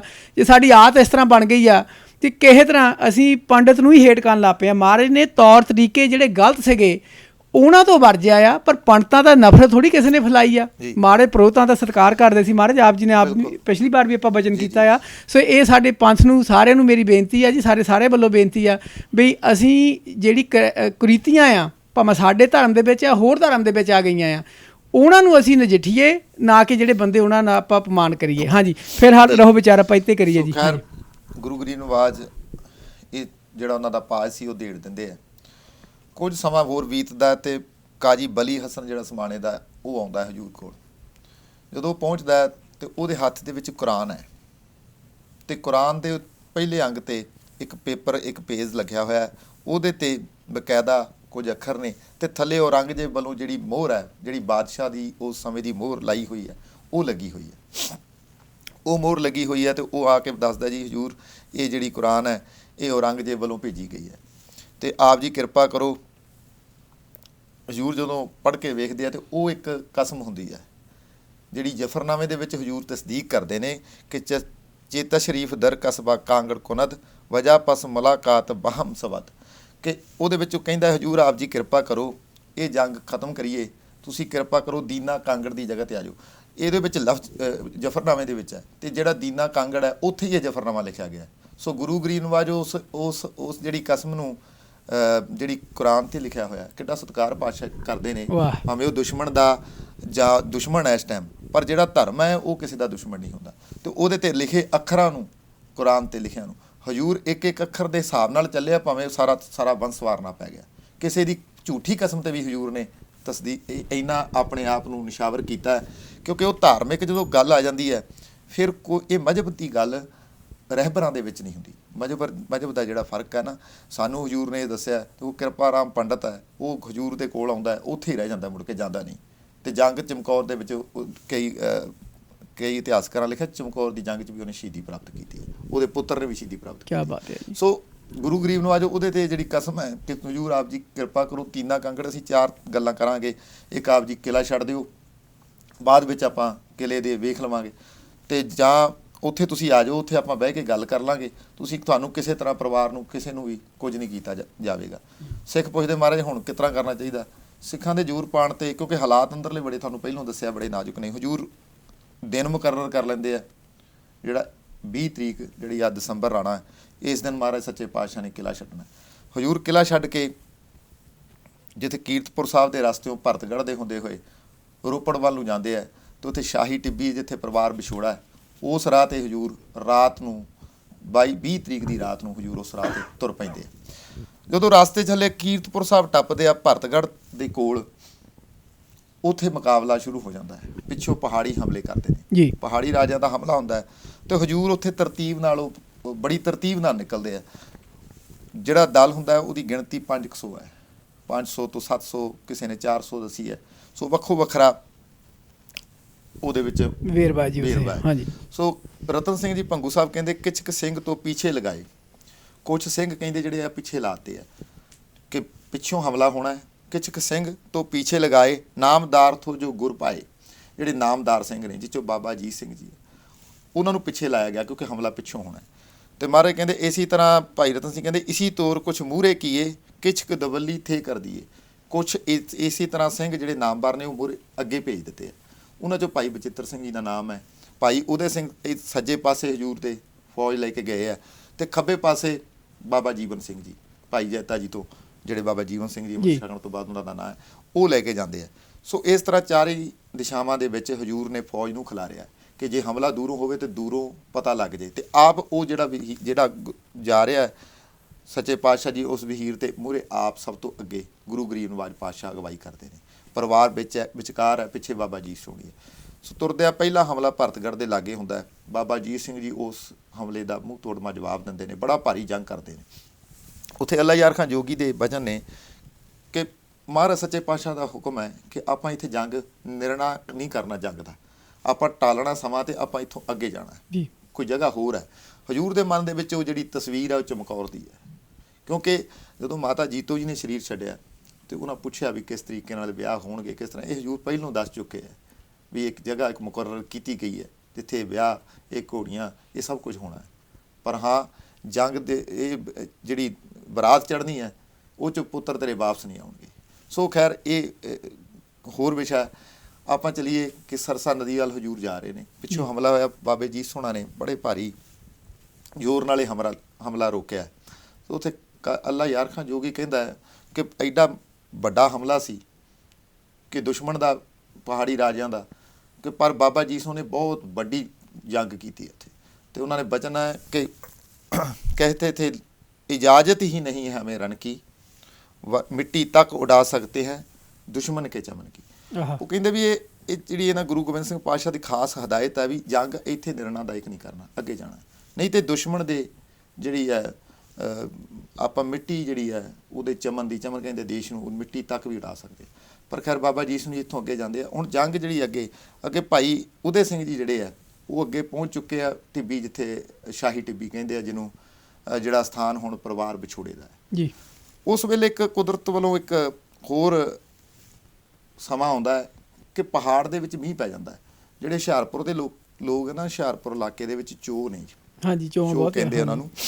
ਉਹ ਚੋਅ ਦੇ ਵਿੱਚ ਕੀ ਹੁੰਦਾ ਹੈ ਕਿ ਜਦੋਂ ਬਿਲਕੁਲ ਹੀ ਕੋਈ ਪਾਣੀ ਬੂੰਦ, ਕੋਈ ਬੱਦਲ, ਕੁਝ ਨਾ ਹੋਵੇ, ਅਤੇ ਉੱਥੇ ਉਦੋਂ ਪਾਣੀ ਆਉਂਦਾ ਹੈ। ਔਰ ਉਹ ਪਾਣੀ ਪਹਾੜ ਤੋਂ ਹੁੰਦਾ ਹੈ। ਜਦੋਂ ਪਹਾੜ ਤੋਂ ਮੀਂਹ ਦਾ ਇੱਕੋ ਦਮ, ਔਰ ਐਡੀ ਜ਼ੋਰ ਦਾ ਆਉਂਦਾ ਹੈ ਕਿ ਮੱਝਾਂ, ਗਾਈਆਂ, ਕੋਈ ਬੰਦੇ, ਕੁਝ ਸਾਰਾ ਕੁਝ ਹੜਾ ਕੇ ਲੈ ਜਾਂਦਾ। ਉਹਨੂੰ ਜਿਹੜਾ ਹੁਸ਼ਿਆਰਪੁਰ ਦਾ ਇਲਾਕਾ ਉਹਦੇ ਵਿੱਚ ਚੋਅ ਕਹਿੰਦੇ ਆ, ਅਤੇ ਇੱਧਰ ਨਾਲਾ ਕਹਿੰਦੇ ਆ ਜਦੋਂ ਪਹਾੜ ਨੂੰ ਜਾਈਏ, ਕਿਉਂਕਿ ਨਾਲੇ ਹੁੰਦੇ ਛੋਟੇ ਛੋਟੇ ਰਾਹਦੇ ਆ। ਅਤੇ ਜਦੋਂ ਪੰਜਾਬ ਦੀ ਧਰਤੀ 'ਤੇ ਇੱਧਰ ਰੋਪੜ ਵਾਲੇ ਸਾਈਡ 'ਤੇ ਨਦੀ ਕਹਿ ਦਿੰਦੇ ਆ। ਠੀਕ ਹੈ ਜੀ। ਇਸ ਕਰਕੇ ਉਹ ਸਿਰਸਾ ਨਦੀ ਹੈ, ਪਰ ਹੈ ਕੀ ਹੈ, ਉਹ ਬਰਸਾਤੀ ਹੈ। ਬਰਸਾਤ ਪਿੱਛੇ ਬਹੁਤ ਪਈ ਹੈ। ਜਿਵੇਂ ਇਤਿਹਾਸ ਦੇ ਵਿੱਚ ਜਦੋਂ ਮਹਾਰਾਜ ਨੇ ਕਿਲ੍ਹਾ ਛੱਡਿਆ ਉਦੋਂ ਹੀ ਬਰਸਾਤ ਸ਼ੁਰੂ ਉਦੋਂ ਹੀ ਮੀਂਹ ਸ਼ੁਰੂ ਹੋ ਗਿਆ, ਅਤੇ ਸਿੰਘਾਂ ਦੇ ਬਰੂਦ ਵੀ ਗਿੱਲੇ ਹੋ ਜਾਂਦੇ। ਚਮਕੌਰ ਸਾਹਿਬ ਤੱਕ ਜਾਂਦੇ ਆ, ਬਰੂਦ ਸਾਰਾ ਗਿੱਲਾ ਹੋ ਜਾਂਦਾ, ਬੰਦੂਕ ਵੀ ਨਹੀਂ ਚੱਲਦੀ। ਸੋ ਗੁਰੂ ਗਰੀਬ ਨਵਾਜ ਇਸ ਸ਼ਾਹੀ ਟਿੱਬੇ 'ਤੇ ਪਹੁੰਚਦੇ ਆ, ਅਤੇ ਉਹ ਸਰਸਾ ਪੂਰੀ ਚੜ੍ਹੀ ਹੋਈ ਹੈ। ਸ਼ਾਹੀ ਟਿੱਬੀ 'ਤੇ ਪਹੁੰਚ ਕੇ ਕਈ ਇਤਿਹਾਸਕਾਰ, ਕਈ ਪ੍ਰਚਾਰਕ ਇਸ ਗੱਲ ਤੋਂ ਸਕਿਪ ਕਰ ਜਾਂਦੇ ਕਿ ਹਜ਼ੂਰ ਇੱਥੇ ਸਰਸਾ ਨਦੀ ਪਾਰ ਕਰ ਗਏ, ਪਰ ਹਜ਼ੂਰ ਇੱਥੇ ਰੁਕੇ। ਔਰ ਸੱਚੇ ਪਾਤਸ਼ਾਹ ਨੇ ਆਸਾ ਦੀ ਵਾਰ ਦਾ ਕੀਰਤਨ ਇੱਥੇ ਕੀਤਾ।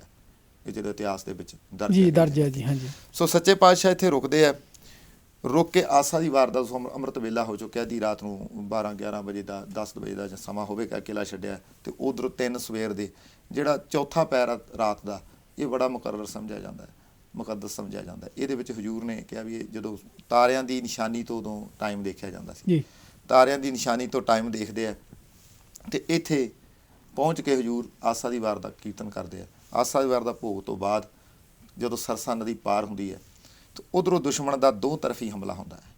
ਇਸ ਤਰਫੋਂ ਜਿਹੜੇ ਪਿੱਛੋਂ ਫੌਜ ਚੜ੍ਹ ਕੇ ਆਉਂਦੀ ਆ ਉਹ, ਤੇ ਉਧਰੋਂ ਪਾਰਲੇ ਪਾਸੇ ਜਿੱਧਰ ਪਾਰ ਜਾਣਾ ਉਧਰੋਂ ਵੀ ਰੋਪੜ ਤੋਂ ਫੌਜਦਾਰ ਜਿਹੜਾ ਹੈ ਉਹ ਬੜੀ ਭਾਰੀ ਫੌਜ ਲੈ ਕੇ ਉੱਥੇ ਪਹੁੰਚ ਜਾਂਦਾ ਹੈ, ਕਿਉਂਕਿ ਜਿਹੜੀ ਸਰਸਾ ਨਦੀ ਹੈ ਪਿਛਲੇ ਪਾਸੇ ਤੇ ਪਹਾੜੀ ਰਾਜੇ ਜਿਹੜੀ ਫੌਜ ਪਿੱਛੇ ਉਹ ਹੈਗੀ ਹੈ, ਹੈ ਉਹ ਹਮਲਾ ਹੈਗਾ ਹੀ ਹੈ। ਹਾਂਜੀ। ਤੇ ਜਦੋਂ ਪਾਰਲੇ ਪਾਸਿਓਂ ਰੋਪੜ ਪੈਂਦਾ ਹੈ, ਰੋਪੜ ਤੋਂ ਬੜੀ ਭਾਰੀ ਫੌਜ ਲੈ ਨਵਾਂ ਕੇ ਫਰੰਟ ਸ਼ੁਰੂ ਹੋ ਜਾਂਦਾ ਜੀ ਲੜਾਈ ਦਾ। ਸੋ ਹਾਂਜੀ, ਉਹਦੇ ਕਾਰਨ ਕੁਝ ਸਰਸਾ ਦਾ ਹੜ੍ਹ ਇੰਨਾ ਹੈ, ਪਰਿਵਾਰ 3 ਹਿੱਸਿਆਂ ਵਿੱਚ ਵੰਡਿਆ ਜਾਂਦਾ ਹੈ। ਠੀਕ ਹੈ ਜੀ। ਇੱਕ ਹਿੱਸਾ ਹੈ ਮਾਤਾ ਸਾਹਿਬ ਦੇਵਾ ਜੀ, ਮਾਤਾ ਸੁੰਦਰ ਕੌਰ ਜੀ ਔਰ ਭਾਈ ਮਨੀ ਸਿੰਘ ਗੁਰੂ ਕੇ ਮਹਿਲ। ਹਾਂਜੀ ਜੀ। ਸੋ ਮਹਿਲ ਲੱਗ ਹੋ ਜਾਂਦੇ ਆ।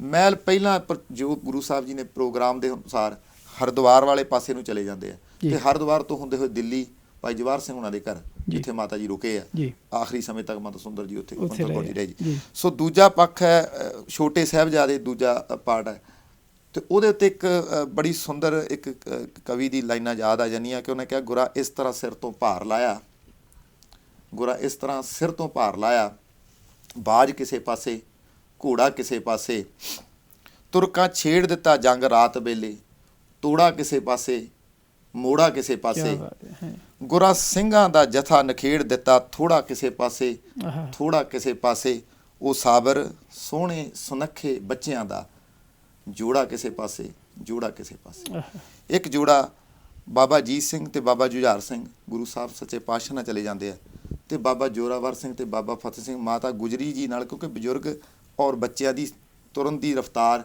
ਜਾਂ ਇਹੋ ਜਿਹੇ ਸਮੇਂ ਦੇ ਵਿੱਚ ਸਰੀਰਕ ਕਰਕੇ ਘਟ ਜਾਂਦੀ ਹੈ ਤੇ ਉਹ ਕਾਰਨ ਬਣਦਾ ਕਿ ਮਾਤਾ ਜੀ ਦਲ ਨਾਲੋਂ ਵੀ ਵਿੱਚ ਨਿਖੜ ਜਾਂਦੇ ਆ ਜੀ, ਤੇ ਜਿਹੜਾ ਮਹਿਲਾਂ ਨਾਲੋਂ ਵੀ ਨਿਖੜ ਜਾਂਦੇ ਆ। ਤਾਂ ਮਾਤਾ ਜੀ ਬੱਚਿਆਂ ਨੂੰ ਛੋਟਿਆਂ ਨੂੰ ਲੈ ਕੇ ਜੰਗਲ ਦੇ ਰਸਤਿਆਂ ਹੁੰਦੇ ਖੇੜੀ ਵੱਲ ਨੂੰ ਤੁਰਦੇ ਆ। ਉੱਥੇ ਇੱਕ ਅਗਲੇ ਦਿਨ ਸਵੇਰੇ ਜਿੱਥੇ ਗੰਗੂ, ਉਹ ਅਗਲੇ ਆਪਾਂ ਐਪੀਸੋਡ 'ਚ ਗੱਲ ਕਰਾਂਗੇ, ਗੰਗੂ ਬ੍ਰਾਹਮਣ ਮਿਲਦਾ ਤੇ ਉਹ ਮਹਾਰਾਜ ਸੱਚੇ ਪਾਤਸ਼ਾਹ ਜੀ ਦੇ ਬੱਚੇ ਛੋਟੇ ਸਾਹਿਬਜ਼ਾਦੇ ਤੇ ਮਾਤਾ ਜੀ ਇਹਨਾਂ ਨੂੰ ਖੇੜੀ ਆਪਣੇ ਪਿੰਡ ਲੈ ਜਾਂਦਾ। ਉਹ ਸਾਕਾ ਸਰਹੰਦ ਦੇ ਵਿੱਚ ਆਪਾਂ ਗੱਲ ਕਰਾਂਗੇ। ਸੋ ਬਾਕੀ ਜਿਹੜਾ ਜਥਾ ਹੈ ਉਹਦੇ 'ਚ ਬੜੀ ਭਾਰੀ ਲੜਾਈ ਦੇ ਵਿੱਚ ਤਕਰੀਬਨ 40 ਕੁ ਸਿੰਘ ਬਚਦੇ ਆ, ਬਾਕੀ ਇੱਥੇ ਬੜਾ ਭਾਰੀ ਜੰਗ ਹੁੰਦਾ ਹੈ। ਉੱਥੇ ਇੱਕ ਮੈਂ ਹੋਰ ਗੱਲ ਦੱਸਾਂ ਕਿ ਗੁਰੂ ਗਰੀਬ ਨਵਾਜ ਜੀ ਨਾਲ ਇੱਕ ਬੜਾ ਨਾਮੀ ਸਿੰਘ ਹੈ, ਭਾਈ ਆਲਮ ਸਿੰਘ ਨੱਚਣਾ ਜੀ ਦਾ ਨਾਮ ਹੈ। ਨੱਚਣਾ ਉਹਨੂੰ ਇਸ ਕਰਕੇ ਕਹਿੰਦੇ ਬੜਾ ਫੁਰਤੀਲਾ ਹੈ, ਉਹ ਸਰੀਰ ਜਿਵੇਂ ਨੱਚਦਾ ਹੁੰਦਾ ਇੰਨੀ ਫੁਰਤੀ ਦੇ ਨਾਲ ਕੰਮ ਕਰਦਾ, ਉਹਨੂੰ ਨਾਂ ਨੱਚਣਾ ਪਾਇਆ।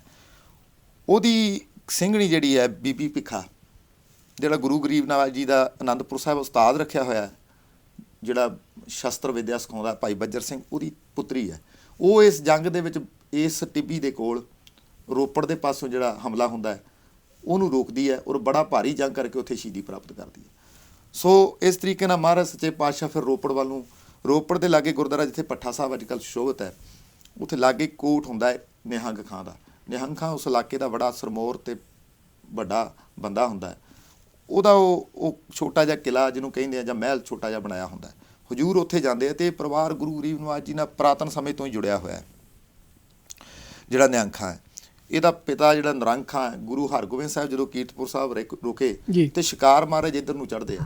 ਤੁਸੀਂ ਅੱਜ ਵੀ ਜਦੋਂ ਬੁੱਢਾ ਦਲ ਵੇਖੋ ਤੇ ਇਹ ਰੋਪੜ ਦੇ ਲਾਗੇ ਸ਼ਿਕਾਰ ਖੇਡਦਾ ਉੱਥੇ ਹਾਂਜੀ ਦਲ ਚੜ੍ਹਦਾ ਜੀ। ਹਾਂਜੀ, ਸੋ ਉਹ ਪਰੰਪਰਾ ਗੁਰੂ ਗੋਬਿੰਦ ਸਿੰਘ ਸਾਹਿਬ ਤੋਂ ਸ਼ੁਰੂ ਹੁੰਦੀ ਹੈ। ਉਸ ਤੋਂ ਪਹਿਲਾਂ ਗੁਰੂ ਹਰਗੋਬਿੰਦ ਸਾਹਿਬ ਵੀ ਉੱਥੇ ਸ਼ਿਕਾਰ ਖੇਡਣ ਜਾਂਦੇ ਰਹੇ ਆ। ਜਦੋਂ ਮਹਾਰਾਜ ਸੱਚੇ ਪਾਤਸ਼ਾਹ ਉਧਰ ਸ਼ਿਕਾਰ ਖੇਡਣਾ ਤੇ ਨਿਰੰਗ ਖਾਂ ਨੇ ਉਦੋਂ ਭੇਟਾਵਾਂ ਲੈ ਕੇ ਗੁਰੂ ਗਰੀਬ ਨਵਾਜ ਕੋਲ ਹਾਜ਼ਰ ਹੋ ਜਾਣਾ। ਸੋ ਇਹ ਪਰਿਵਾਰ ਪੁਰਾਤਨ ਤੌਰ ਤੇ ਪਹਿਲੋਂ ਹੀ ਵੱਡਿਆਂ ਤੋਂ ਗੁਰੂ ਸਾਹਿਬ ਨਾਲ ਜੁੜਿਆ ਹੋਇਆ। ਹਜ਼ੂਰ ਇਹਦੇ ਕੋਲ ਜਾਂਦੇ ਨੇ, ਪਹਿਲੋਂ ਵੀ ਹਜ਼ੂਰ ਉੱਥੇ ਗਏ ਆ। ਜਦੋਂ ਸੱਚੇ ਪਾਤਸ਼ਾਹ ਉੱਥੇ ਪਹੁੰਚ ਜਾਂਦੇ ਆ, ਇਹਨੂੰ ਪਤਾ ਲੱਗਦਾ ਨਿਹੰਗ ਖਾਂ ਨੂੰ, ਇਹ ਫਟਾਫਟ ਅੱਗੇ ਦਰਵਾਜ਼ਾ ਖੋਲ੍ਹਦਾ, ਗੁਰੂ ਸਾਹਿਬ ਨੂੰ ਮਿਲਦਾ ਤੇ ਅੰਦਰ ਲੈ ਜਾਂਦਾ ਹਜ਼ੂਰ ਨੂੰ, ਆਪਣੀ ਹਵੇਲੀ 'ਚ ਬਿਠਾਉਂਦਾ। ਅਨੰਦਪੁਰ ਸਾਹਿਬ ਤੋਂ ਤੁਰਿਆ ਪੂਰਾ ਦਲ ਉੱਥੇ ਪਹਿਲੀ ਵਾਰ ਆਰਾਮ ਕਰਦਾ, ਨਹੀਂ ਤੇ ਚੱਲ ਸੋ ਚਾਲੀ ਹੈ। ਜਦੋਂ ਉੱਥੇ ਬੈਠਦੇ ਨੇ ਤੇ ਇੰਨੇ ਨੂੰ ਚਾਰੇ ਪਾਸਿਓਂ ਜਿਹੜੇ 4 ਟੁਕੜੀਆਂ ਦੇ ਵਿੱਚ ਫੌਜ ਵੰਡੀ ਸੀ, ਚਾਰਾਂ ਦੀ ਖਬਰ ਆਉਂਦੀ ਹੈ। ਪਹਿਲੀ ਖਬਰ ਬਾਬਾ ਅਜੀਤ ਸਿੰਘ ਹੁਣੀ ਪਹੁੰਚਦੇ ਨੇ, ਉਹ ਕਹਿੰਦੇ ਜੀ ਪਿੱਛੋਂ ਹਮਲਾ ਉਸ ਤੋਂ ਬਾਅਦ ਨਹੀਂ ਕੁਝ ਹੋਇਆ ਤੇ ਮੇਰੇ ਨਾਲ ਦੇ ਸਿੰਘ ਬਹੁਤ ਜ਼ਿਆਦਾ ਸ਼ਹੀਦ ਹੋਏ, ਤੇ ਇੰਨੇ ਕੁ ਸਿੰਘ ਲੈ ਕੇ 5 ਜਾਂ 7 ਸਿੰਘ ਲੈ ਕੇ ਬਾਬਾ ਅਜੀਤ ਸਿੰਘ ਹੁਣੀ ਪਹੁੰਚਦੇ ਆ। ਕੁਝ ਸਿੰਘ ਭਾਈ ਬਚਿੱਤਰ ਸਿਉਣਾ ਜਿਹੜਾ ਮੁਕਾਬਲਾ ਕੀਤਾ ਉਹ ਖਬਰ ਲੈ ਕੇ ਆਉਂਦੇ ਆ ਵੀ ਭਾਈ ਬਚਿੱਤਰ ਸਿਉਣਾ ਦੀ ਸ਼ਹੀਦੀ ਹੋ ਚੁੱਕੀ ਹੈ। ਤੇ ਫਿਰ ਪਿੱਛੋਂ ਖਬਰ ਆਉਂਦੀ ਜੀ ਸ਼ਹੀਦੀ ਨਹੀਂ, ਉਹ ਬੇਹੋਸ਼ ਹੋ ਕੇ ਧਰਤੀ ਤੇ ਡਿੱਗੇ ਆ, ਪਰ ਉੱਥੇ ਦੁਸ਼ਮਣ ਦਾ ਜ਼ੋਰ ਇੰਨਾ ਸੀ ਕਿ ਅਸੀਂ ਭਾਈ ਬਚਿੱਤਰ ਸਿਉਣਾ ਨੂੰ ਚੁੱਕ ਨਹੀਂ ਸਕੇ। ਜਦੋਂ ਇਹ ਖਬਰ ਮਿਲਦੀ ਹੈ ਤੇ ਬਾਬੇ ਜੀ ਸਿਉਣਾ ਨਾਲ 5 ਤਾਂ 7 ਸਿੰਘ ਹੋਣਗੇ ਤੇ ਉੱਥੇ ਫੌਜ ਬੜੀ ਤਕੜੀ, ਉੱਤੇ ਹਮਲਾ ਤਾਂਹੀਓ ਭਾਈ ਬਚਿੱਤਰ ਸਿਉਣਾ ਦੀ ਐਸੀ ਹਾਲਤ ਨਾਲ ਦੇ ਸਾਰੇ ਸਿੰਘ ਸ਼ਹੀਦ ਹੋ ਗਏ।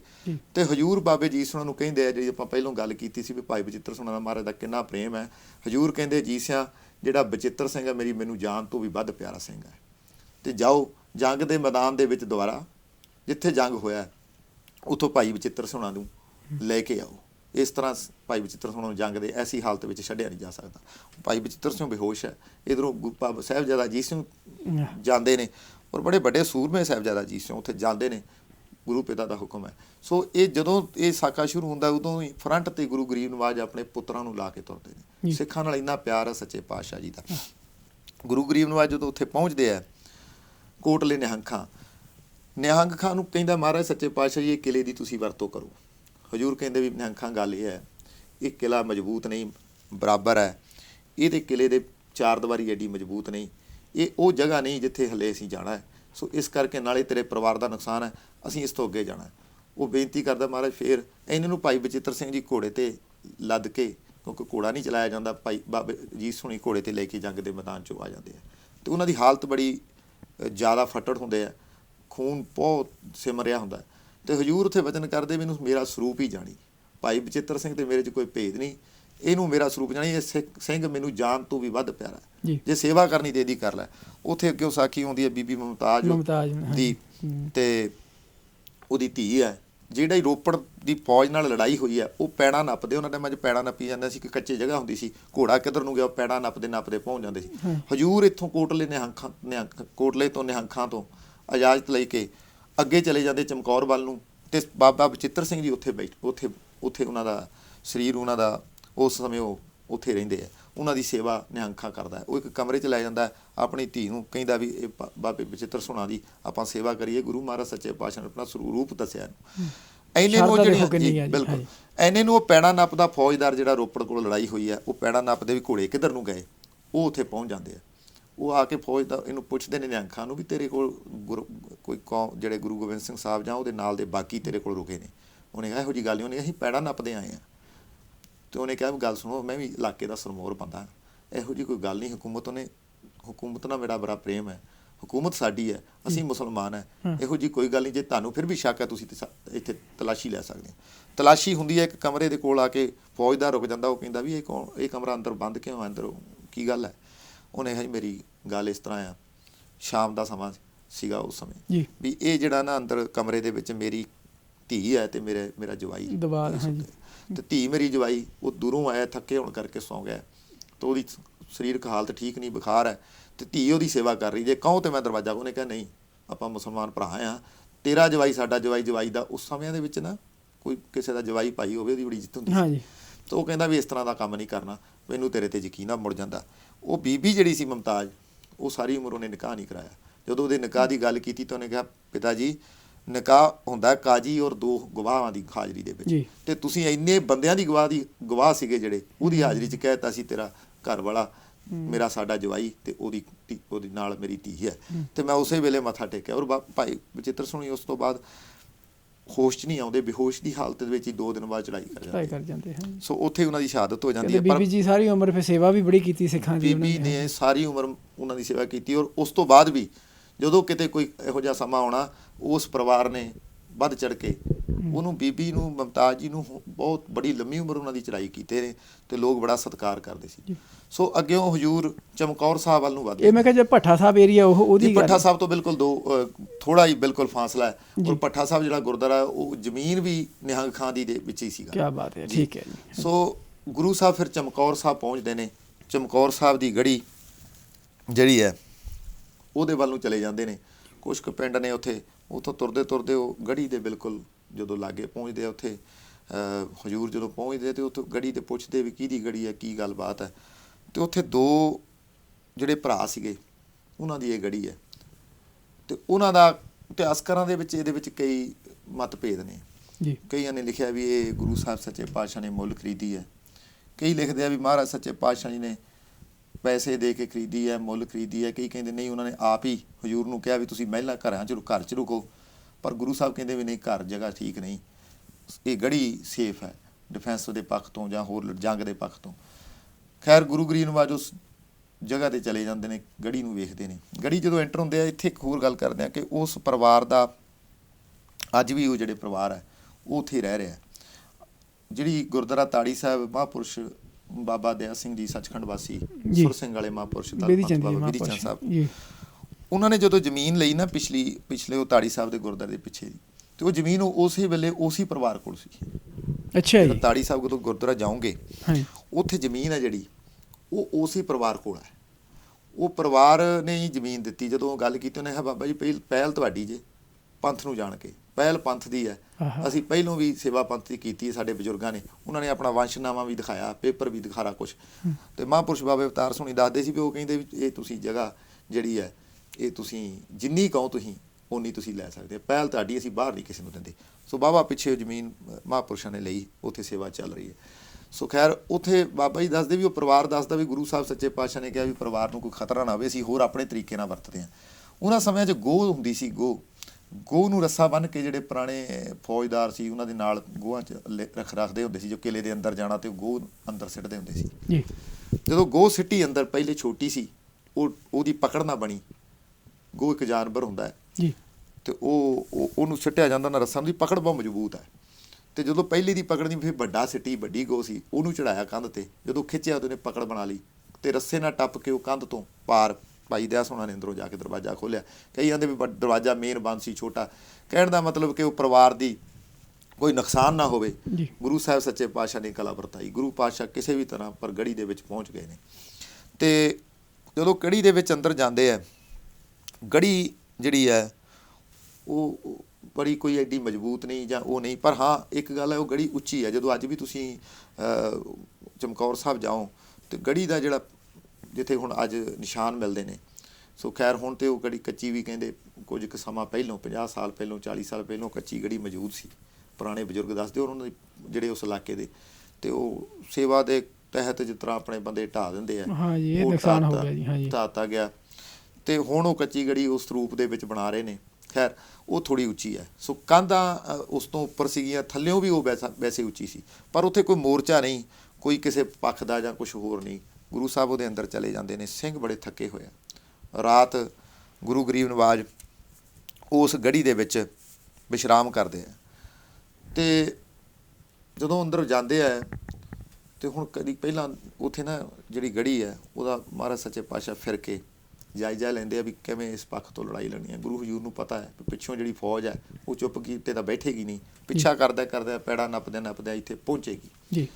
ਜਦੋਂ ਪਹੁੰਚਦੀ ਹੈ, ਗੁਰੂ ਸਾਹਿਬ ਪਹੁੰਚਦੇ ਨੇ, ਉਹ ਚੈੱਕ ਕਰਦੇ ਆ, ਉੱਥੇ ਭਾਈ ਕਾਠਾ ਸਿੰਘ ਤੇ ਮਦਨ ਸਿੰਘ ਦੀ ਡਿਊਟੀ ਲਾ ਦਿੰਦੇ ਆ ਦਰਵਾਜ਼ੇ ਤੋਂ ਬਾਹਰ।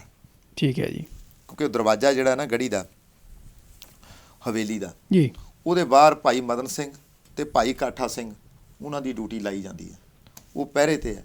ਆਪ ਗੁਰੂ ਗਰੀਬ ਨਵਾਜ ਅੰਦਰ ਚਲੇ ਜਾਂਦੇ। ਅੰਦਰ ਜਾ ਕੇ ਤੇ ਸੱਚੇ ਪਾਤਸ਼ਾਹ ਸਿੰਘਾਂ ਦੀ ਤਰਤੀਬ ਬਣਾਉਂਦੇ ਆ। 8 ਸਿੰਘ ਕਹਿੰਦੇ ਇਸ ਪਾਸੇ ਤੇ 8 ਸਿੰਘ ਇੱਧਰ, ਦੋਨਾਂ ਪਾਸਿਆਂ ਤੋਂ ਹਜ਼ੂਰ ਉਸ ਡਿਫੈਂਸ ਨੂੰ ਵੇਖਦੇ ਆ, ਗੜੀ ਨੂੰ ਮਜ਼ਬੂਤ ਕਰਦੇ ਆ। ਰਾਤ ਦਾ ਸਮਾਂ ਕੁਝ ਵਿਦਵਾਨਾਂ ਨੇ, ਜਿਵੇਂ ਅੱਲਾ ਯਾਰ ਖਾਂ ਜੋਗੀ ਹੈ, ਉਹਨਾਂ ਨੇ ਬੜੀ ਉਹਨੂੰ ਰਸ ਭਰੀ ਤਰਤੀਬ ਦਿੱਤੀ ਹੈ ਕਿ ਕਿਸ ਤਰ੍ਹਾਂ ਮਹਾਰਾਜ ਸੱਚੇ ਪਾਤਸ਼ਾਹ ਸਿੱਖਾਂ ਦੇ ਸਿਰ ਪਲੋਸਦੇ ਨੇ। ਸਾਰੀ ਰਾਤ ਹਜ਼ੂਰ ਲਈ ਸਿੱਖ ਇੱਕ ਵੱਖਰਾ ਆਸਣ ਤਿਆਰ ਕਰਦੇ, ਪਰ ਮਹਾਰਾਜ ਸੌਂਦੇ ਨਹੀਂ ਰਾਤ। ਸਾਰੀ ਰਾਤ ਜਾ ਕੇ ਸਿੱਖਾਂ ਦੇ ਲਾਗੇ ਕਿਸੇ ਦਾ ਦਮਾਲਾ ਖੋਲ੍ਹਿਆ, ਦਮਾਲਾ ਕੱਸ ਦਿੱਤਾ ਕਿਸੇ ਦੀ। ਕਿੰਨੇ ਕੁ ਸਿੱਖ ਸੀਗੇ ਜੀ ਉਸ ਵੇਲੇ ਅੰਦਰ? ਉਸ ਵੇਲੇ ਗਿਣਤੀ ਜੀ ਦੇਖੋ, ਵੱਖੋ ਵੱਖਰੇ ਇਤਿਹਾਸਕਾਰਾਂ ਨੇ ਵੱਖੋ ਵੱਖਰੀ ਗਿਣਤੀ ਲਿਖੀ ਹੈ। ਕਿਸੇ ਨੇ 45, 42, 41, 43, ਪਰ ਤਕਰੀਬਨ 43 ਨੂੰ ਜੇ ਮੰਨਿਆ ਜਾਵੇ 40 ਸਿੰਘ ਤੇ 2 ਸਾਹਿਬਜ਼ਾਦੇ ਦੇ ਗੁਰੂ ਗੋਬਿੰਦ ਸਿੰਘ ਪਾਤਸ਼ਾਹ। 50 ਤੋਂ ਥੱਲੇ ਸੀਗੇ। ਹਾਂਜੀ, 50 ਤੋਂ ਥੱਲੇ ਹੈ। ਸੋ ਉਹ ਗਿਣਤੀ ਤਕਰੀਬਨ ਇੰਨੀ ਕੁ ਹੈ, ਕਿਉਂਕਿ ਗੁਰੂ ਗਰੀਬ ਨਵਾਜ ਸੱਚੇ ਪਾਤਸ਼ਾਹ ਜੀ ਜਦੋਂ ਜ਼ਫਰਨਾਮੇ ਦੇ ਵਿੱਚ ਵੀ ਲਿਖਦੇ ਆ ਵੀ 40 ਸਿੰਘ ਅੰਦਰ ਹੈ, ਬਾਕੀ ਹੈ ਨਾ। ਸੋ ਗਿਣਤੀ ਗੁਰੂ ਗਰੀਬ ਨਵਾਜ ਨੇ 40 ਦੱਸੀ ਹੈ। ਸੋ ਜੰਗ ਜਿਹੜਾ ਚਮਕੌਰ ਸਾਹਿਬ ਦਾ ਰਾਤ ਇਸੇ ਤਰ੍ਹਾਂ ਲੰਘ ਜਾਂਦੀ ਹੈ ਤੇ ਤਰਤੀਬ ਨਾਲ ਤੀਰ ਹੋਰ ਸਾਰੇ ਆਪਣੇ ਹਥਿਆਰ ਚੈੱਕ ਕਰਦੇ। ਸਵੇਰੇ ਅੰਮ੍ਰਿਤ ਵੇਲੇ ਨਗਾਰਾ ਵੱਜਦਾ ਹੈ। ਜਦੋਂ ਨਗਾਰਾ ਭਾਈ ਸੰਤ ਸਿੰਘ ਜੀ ਨਗਾਰਾ ਵਜਾ ਦਿੰਦੇ ਆ ਤੇ ਗੁਰੂ ਗਰੀਬ ਨਵਾਜ਼ ਤਿਆਰ ਬਰ ਤਿਆਰ ਨੇ, ਸਾਰੇ ਸਿੰਘ ਤਿਆਰ ਬਰ ਤਿਆਰ ਨੇ। ਨਗਾਰੇ ਵਜਾਉਣ ਦਾ ਇੱਕ ਮਕਸਦ ਸੀ ਕਿ ਫੌਜ ਨੇ ਚਾਰੇ ਪਾਸੋਂ ਘੇਰਾ ਪਾਇਆ। ਉੱਥੇ ਇੱਕ ਗੁੰਮਟੀ ਬਣੀ ਅੰਦਰ, ਗੁੰਮਟੀ ਤੇ ਗੁਰੂ ਗਰੀਬ ਨਵਾਜ਼ ਸੱਚੇ ਪਾਤਸ਼ਾਹ ਉੱਪਰ ਚੜ੍ਹ ਕੇ ਵੇਖਦੇ ਆ ਤੇ ਸਾਰੇ ਪਾਸੇ ਜਿੱਥੇ ਤੱਕ ਨਿਗਾਹ ਜਾਂਦੀ ਹੈ ਦੁਸ਼ਮਣ ਦਾ ਹੀ ਘੇਰਾ ਹੈ। ਉੱਥੇ 10 ਲੱਖ ਗੁਰੂ ਗਰੀਬ ਨਵਾਜ਼ ਸੱਚੇ ਪਾਤਸ਼ਾਹ ਨੇ ਲਿਖਿਆ ਕਿ 10 ਲੱਖ ਦਾ ਘੇਰਾ ਜਿਹੜਾ ਹੈ ਉਹ ਪੈ ਚੁੱਕਾ ਹੈ। ਸਾਰੇ ਵੱਡੇ ਵੱਡੇ ਇਲਾਕੇ ਦੇ ਨਾਮੀ ਜਿਹੜੇ ਜਰਨੈਲ ਆ ਉੱਥੇ ਪਹੁੰਚ ਚੁੱਕੇ ਨੇ। ਪਤਾ ਲੱਗ ਗਿਆ ਗੁਰੂ ਗੋਬਿੰਦ ਸਿੰਘ ਸਾਹਿਬ ਨਗਾਰਾ ਵਜਾਉਣ ਦਾ ਮਤਲਬ ਇਹ ਸੀ ਵੀ ਦੁਸ਼ਮਣ ਨੂੰ ਦੱਸ ਦੇਣਾ ਵੀ ਗੁਰੂ ਗੋਬਿੰਦ ਸਿੰਘ ਸਾਹਿਬ ਅੰਦਰ ਨੇ, ਠੀਕ ਹੈ, ਕਿਤੇ ਕੋਈ ਭੁਲੇਖਾ ਨਾ ਰਹਿ ਜਾਏ, ਲਲਕਾਰਿਆ ਜਾਣੀ ਜੀ। ਸੋ ਪੁਰਾਣੇ ਸਮੇਂ 'ਚ ਇਹ ਇਸ ਤਰੀਕੇ ਨਾਲ ਕਹਿ ਲਓ ਜੰਗ ਦਾ ਆਗਾਜ਼ ਵੀ ਹੁੰਦਾ ਸੀ, ਜੰਗ ਦੀ ਸ਼ੁਰੂਆਤ ਵੀ ਹੁੰਦੀ ਸੀ ਜੀ।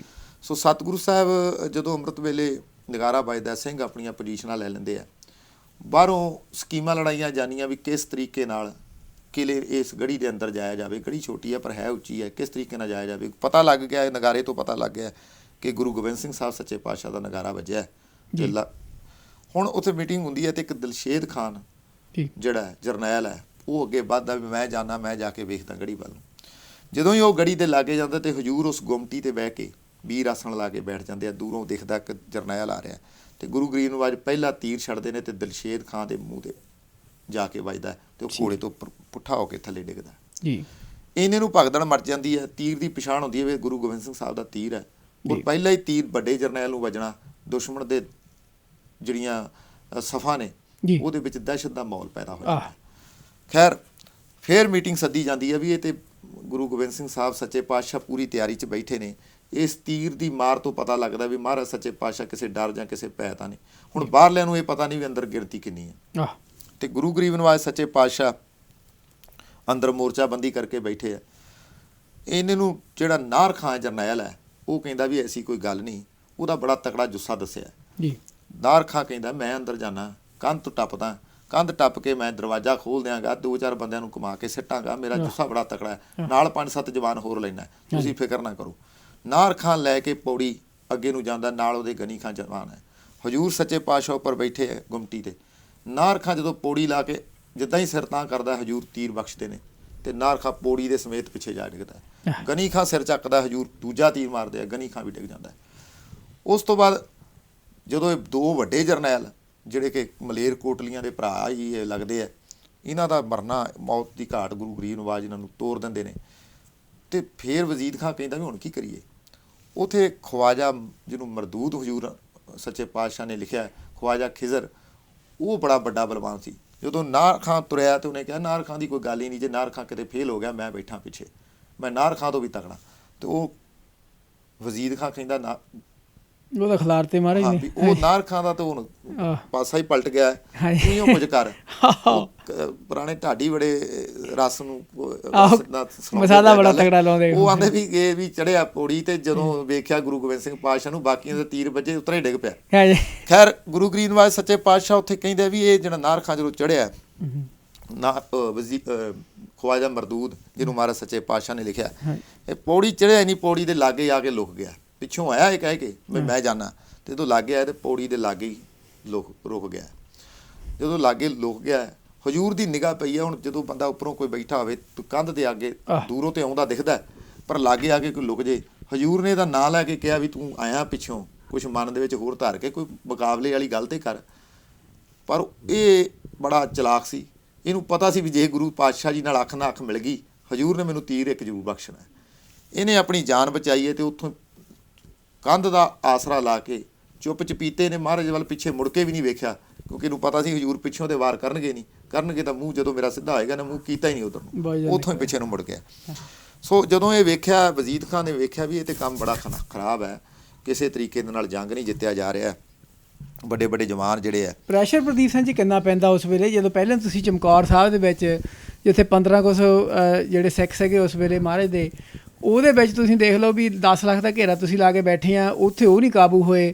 ਫਿਰ ਮੁੜ ਕੇ ਜ਼ਿਲ੍ਹੇ ਮਹਾਰਾਜ ਸੱਚੇ ਪਾਤਸ਼ਾਹ ਸਿੱਖਾਂ ਦੇ ਨਾਲ ਪਹੁੰਚੇ ਆ ਰੋਪੜ ਦੀ ਧਰਤੀ ਦੇ ਵਿੱਚ ਅਤੇ ਨਿਹੰਗਾਂ ਗੜੀ 'ਤੇ, ਉੱਥੇ ਜਾ ਕੇ ਫਿਰ ਨਹੀਂ ਕਾਬੂ ਹੋਏ। ਅਤੇ ਹੁਣ ਚਮਕੌਰ ਦੀ ਗੜੀ 'ਤੇ ਜਾ ਕੇ ਜਿੱਥੇ 40 ਸਿੱਖ ਰਹਿ ਗਏ ਆ, ਹੁਣ ਉਹ ਵੀ ਉੱਥੇ ਕਾਬੂ ਆ ਰਹੇ। ਅਤੇ ਇੱਕ ਤਰ੍ਹਾਂ ਦੇ ਇੱਕ ਤਾਂ ਜਿਹੜੇ ਲੀਡਰਸ਼ਿਪ ਦੇ ਵਿੱਚ ਵੀ ਉਹ ਵੀ ਸਵਾਲੀਆ ਚਿੰਨ੍ਹ ਆ ਜੀ। ਹੁਣ ਅੱਗੇ ਜਾ ਕੇ ਅਕਬਰ ਆਪਣੇ ਦੂਏ ਨੂੰ ਔਰੰਗਜ਼ੇਬ ਬਾਦਸ਼ਾਹ ਨੂੰ ਕੀ ਉਹਨੇ ਜਵਾਬ ਦੇਣਾ ਜਾ ਕੇ, ਉਸ ਤੋਂ ਬਾਅਦ ਜਿਹੜੇ ਫੌਜਾਂ ਦਾ ਮਨੋਬਲ ਵੀ ਡਿੱਗ ਜਾਂਦਾ ਜੀ, ਸਾਡੇ ਤੋਂ ਤਾਂ ਇਹੀ ਬੰਦੇ ਨਹੀਂ ਕਾਬੂ ਹੁੰਦੇ ਵੀ ਅਸੀਂ ਇੰਨੇ ਬੰਦੇ ਇਕੱਠੀ ਕਰੀ ਫਿਰਦੇ ਹਾਂ, ਤੇ ਫੌਜਾਂ ਨੂੰ ਆਪਣੇ ਆਪ ਦੇ ਵਿੱਚ ਇੱਕ ਸਵਾਲੀਆ ਚਿੰਨ੍ਹ ਪੈਦਾ ਹੋ ਜਾਂਦਾ ਵੀ ਅਸੀਂ ਕੀ ਕਰ ਵੀ ਸਕਦੇ ਹਾਂ ਕੁਝ ਵੀ, ਕਿਹੜੀ ਸ਼ਕਤੀ ਨਾਲ ਥੱਲੇ ਲੜਾਈ ਹੋ ਰਹੀ ਆ। ਸੋ ਕਈ ਚੀਜ਼ਾਂ ਦਾ ਇਹ ਤੇ ਮੇਲ ਹੁੰਦਾ। ਉਹਦੇ ਵਿੱਚ ਜਿਹੜੀ ਮੇਨ ਗੱਲ ਹੈ ਨਾ ਜੀ, ਉਹ ਹੈ ਸਿਦਕ।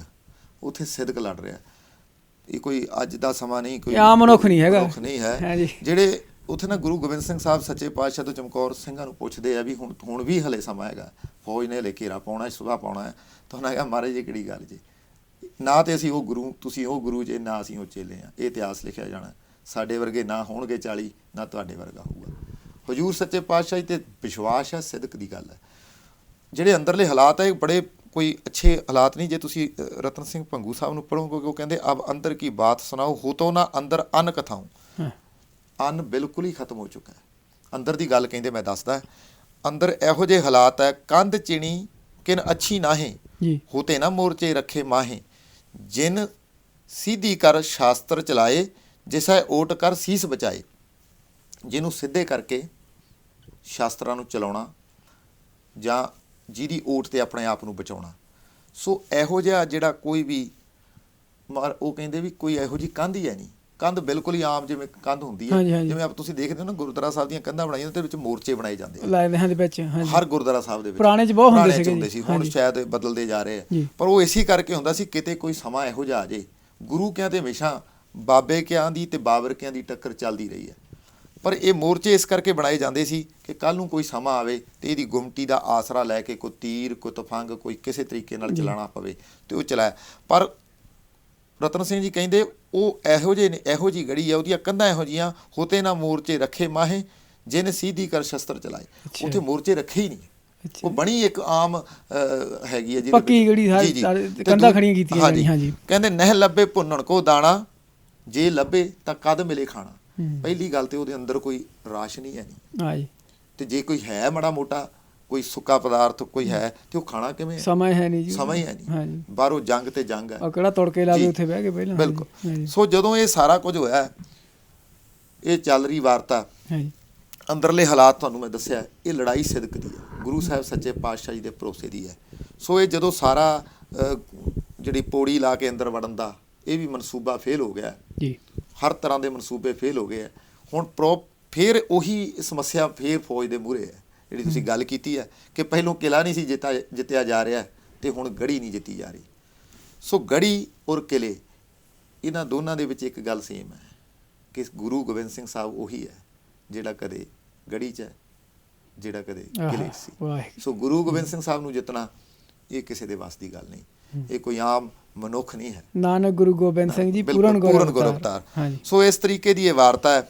ਬਾਕੀ ਇਸ ਤੋਂ ਬਾਅਦ ਜਿਹੜਾ ਜੰਗ ਹੈ ਉਹ ਸਨਮੁਖ ਹੋ ਕੇ ਲੜਨ ਦਾ ਸ਼ੁਰੂ ਹੋਵੇਗਾ, ਜਿਹਦੇ ਵਿੱਚ ਸਭ ਤੋਂ ਪਹਿਲਾਂ ਬਾਬਾ ਹਿੰਮਤ ਸਿੰਘ ਜੀ, ਉਹਨਾਂ ਦਾ ਜਥਾ ਬਾਹਰ ਜਾਵੇਗਾ, ਕਿਉਂਕਿ ਬਾਹਰੋਂ ਹੁਣ ਸਾਰਾ ਹੀਲੇ ਵਸੀਲੇ ਫੇਲ ਹੋ ਚੁੱਕੇ। ਪਿਆਰੇ ਬਾਬਾ ਹਿੰਮਤ ਸਿੰਘ ਪੰਜ ਦੇ ਜਥੇ ਜਾਂਦੇ ਸੀ ਪ੍ਰਦੀਪ ਸਿੰਘ ਜੀ। ਉਹ ਆਪਾਂ ਅਗਲੇ ਹੁਣ ਸਮਾਂ ਆਪਣਾ ਇਜਾਜ਼ਤ ਨਹੀਂ ਦਿੰਦਾ ਉਹ ਗੱਲ, ਉਹ ਇਤਿਹਾਸ ਲੰਮਾ ਹੋ ਜਾਂਦਾ। ਅਗਲੇ ਪ੍ਰੋਗਰਾਮ ਦੇ ਵਿੱਚ ਆਪਾਂ ਸਾਹਿਬਜ਼ਾਦਿਆਂ ਦੀਆਂ ਸ਼ਹੀਦੀਆਂ ਦਾ ਜੰਗ ਉੱਥੋਂ ਆਪਾਂ ਵਰਣਨ ਸ਼ੁਰੂ ਕਰ ਦੇਵਾਂਗੇ। ਸੋ ਕਹਿਣ ਦਾ ਮਤਲਬ ਹੈ ਵੀ ਜਦੋਂ ਸਾਰੇ ਹੀਲੇ ਫੇਲ ਹੋ ਗਏ, ਨਾ ਰੱਸੇ ਪੈਂਦੇ ਅੰਦਰ, ਨਾ ਸਿੰਘ ਅੰਦਰ ਜਾਣ ਦਿੰਦੇ ਆ, ਕੰਧ ਦੇ ਲਾਗੇ ਗੁਰੂ ਸਾਹਿਬ ਨਹੀਂ ਜਾਂਦੇ, ਔਰ ਗੁਰੂ ਗਰੀਬ ਨਵਾਜ਼ ਸੱਚੇ ਪਾਤਸ਼ਾਹ ਦੀ ਤੀਰ ਦੀ ਮਾਰ 2 ਮੀਲ ਤੋਂ ਅੱਗੇ ਹੈ। ਕਈ ਬੰਦੇ ਜਦੋਂ ਆਪਾਂ ਗੱਲ ਕਰਦੇ ਹਾਂ ਭਾਈ ਬਚਿੱਤਰ ਸੁਣਾ ਦੀ, ਕਈ ਬੰਦੇ ਨੇ ਕਹਿ ਦਿੱਤਾ, ਪ੍ਰਚਾਰਕ ਨੇ ਕਿ ਜੀ ਗੁਰੂ ਭਾਈ ਬਚਿੱਤਰ ਸੁਣਾ ਅੱਖ ਦੇ ਵਿੱਚ ਵਰਸ਼ੀ ਮਾਰੀ, ਅੱਖ ਦੇ ਵਿੱਚ, ਤੇ ਅੱਖ 'ਚ ਵਰਸ਼ੀ ਮਾਰਨ ਲਈ ਭਾਈ ਬਚਿੱਤਰ ਸੁਣਾ ਨੂੰ ਕੀ ਭੇਜਣ ਦੀ ਕੀ ਲੋੜ ਸੀ? ਉੱਥੇ ਗੁਰੂ ਗਰੀਬ ਨਵਾਜ਼ ਤੀਰ ਮਾਰ ਦਿੰਦੇ। 2 ਮੀਲ ਮਾਰਾ ਸੱਚੇ ਪਾਤਸ਼ਾਹ ਨੇ ਤੀਰ ਮਾਰਿਆ। ਜਦੋਂ ਵਜ਼ੀਰ ਖਾਨ ਹੁਣੀ ਮੀਟਿੰਗ ਕਰ ਰਹੇ ਤੇ ਉਹਨਾਂ ਉਹਨਾਂ ਦੇ ਪਾਵਾ ਜਿੱਥੇ ਬੈਠਾ ਸੀ ਉੱਥੇ ਵੱਜਿਆ ਆ ਕੇ, ਜਦੋਂ ਪੱਟਿਆ ਤੇ ਉਹਨੇ ਪਛਾਣ ਕੀਤੀ ਤੇ ਗੁਰੂ ਗੋਬਿੰਦ ਸਿੰਘ ਸਾਹਿਬ ਨੇ ਕਿਹਾ ਕਰਾਮਾਤ ਨਾ ਮਾਰਿਆ ਇੰਨੀ ਦੂਰ। ਹਜ਼ੂਰ ਨੇ ਦੂਜਾ ਤੀਰ ਮਾਰਿਆ, ਚਿੱਠੀ ਬਣ ਗਈ, ਕਰਾਮਾਤ ਨਹੀਂ, ਬਾਹਾਂ ਦੇ ਬਲ ਨਾਲ ਮੈਂ ਮੇਰੀ ਪ੍ਰੈਕਟਿਸ ਹੈ। ਸੋ ਸੱਚੇ ਪਾਤਸ਼ਾਹ ਜੀ ਐਡੇ ਬਲ ਨੇ।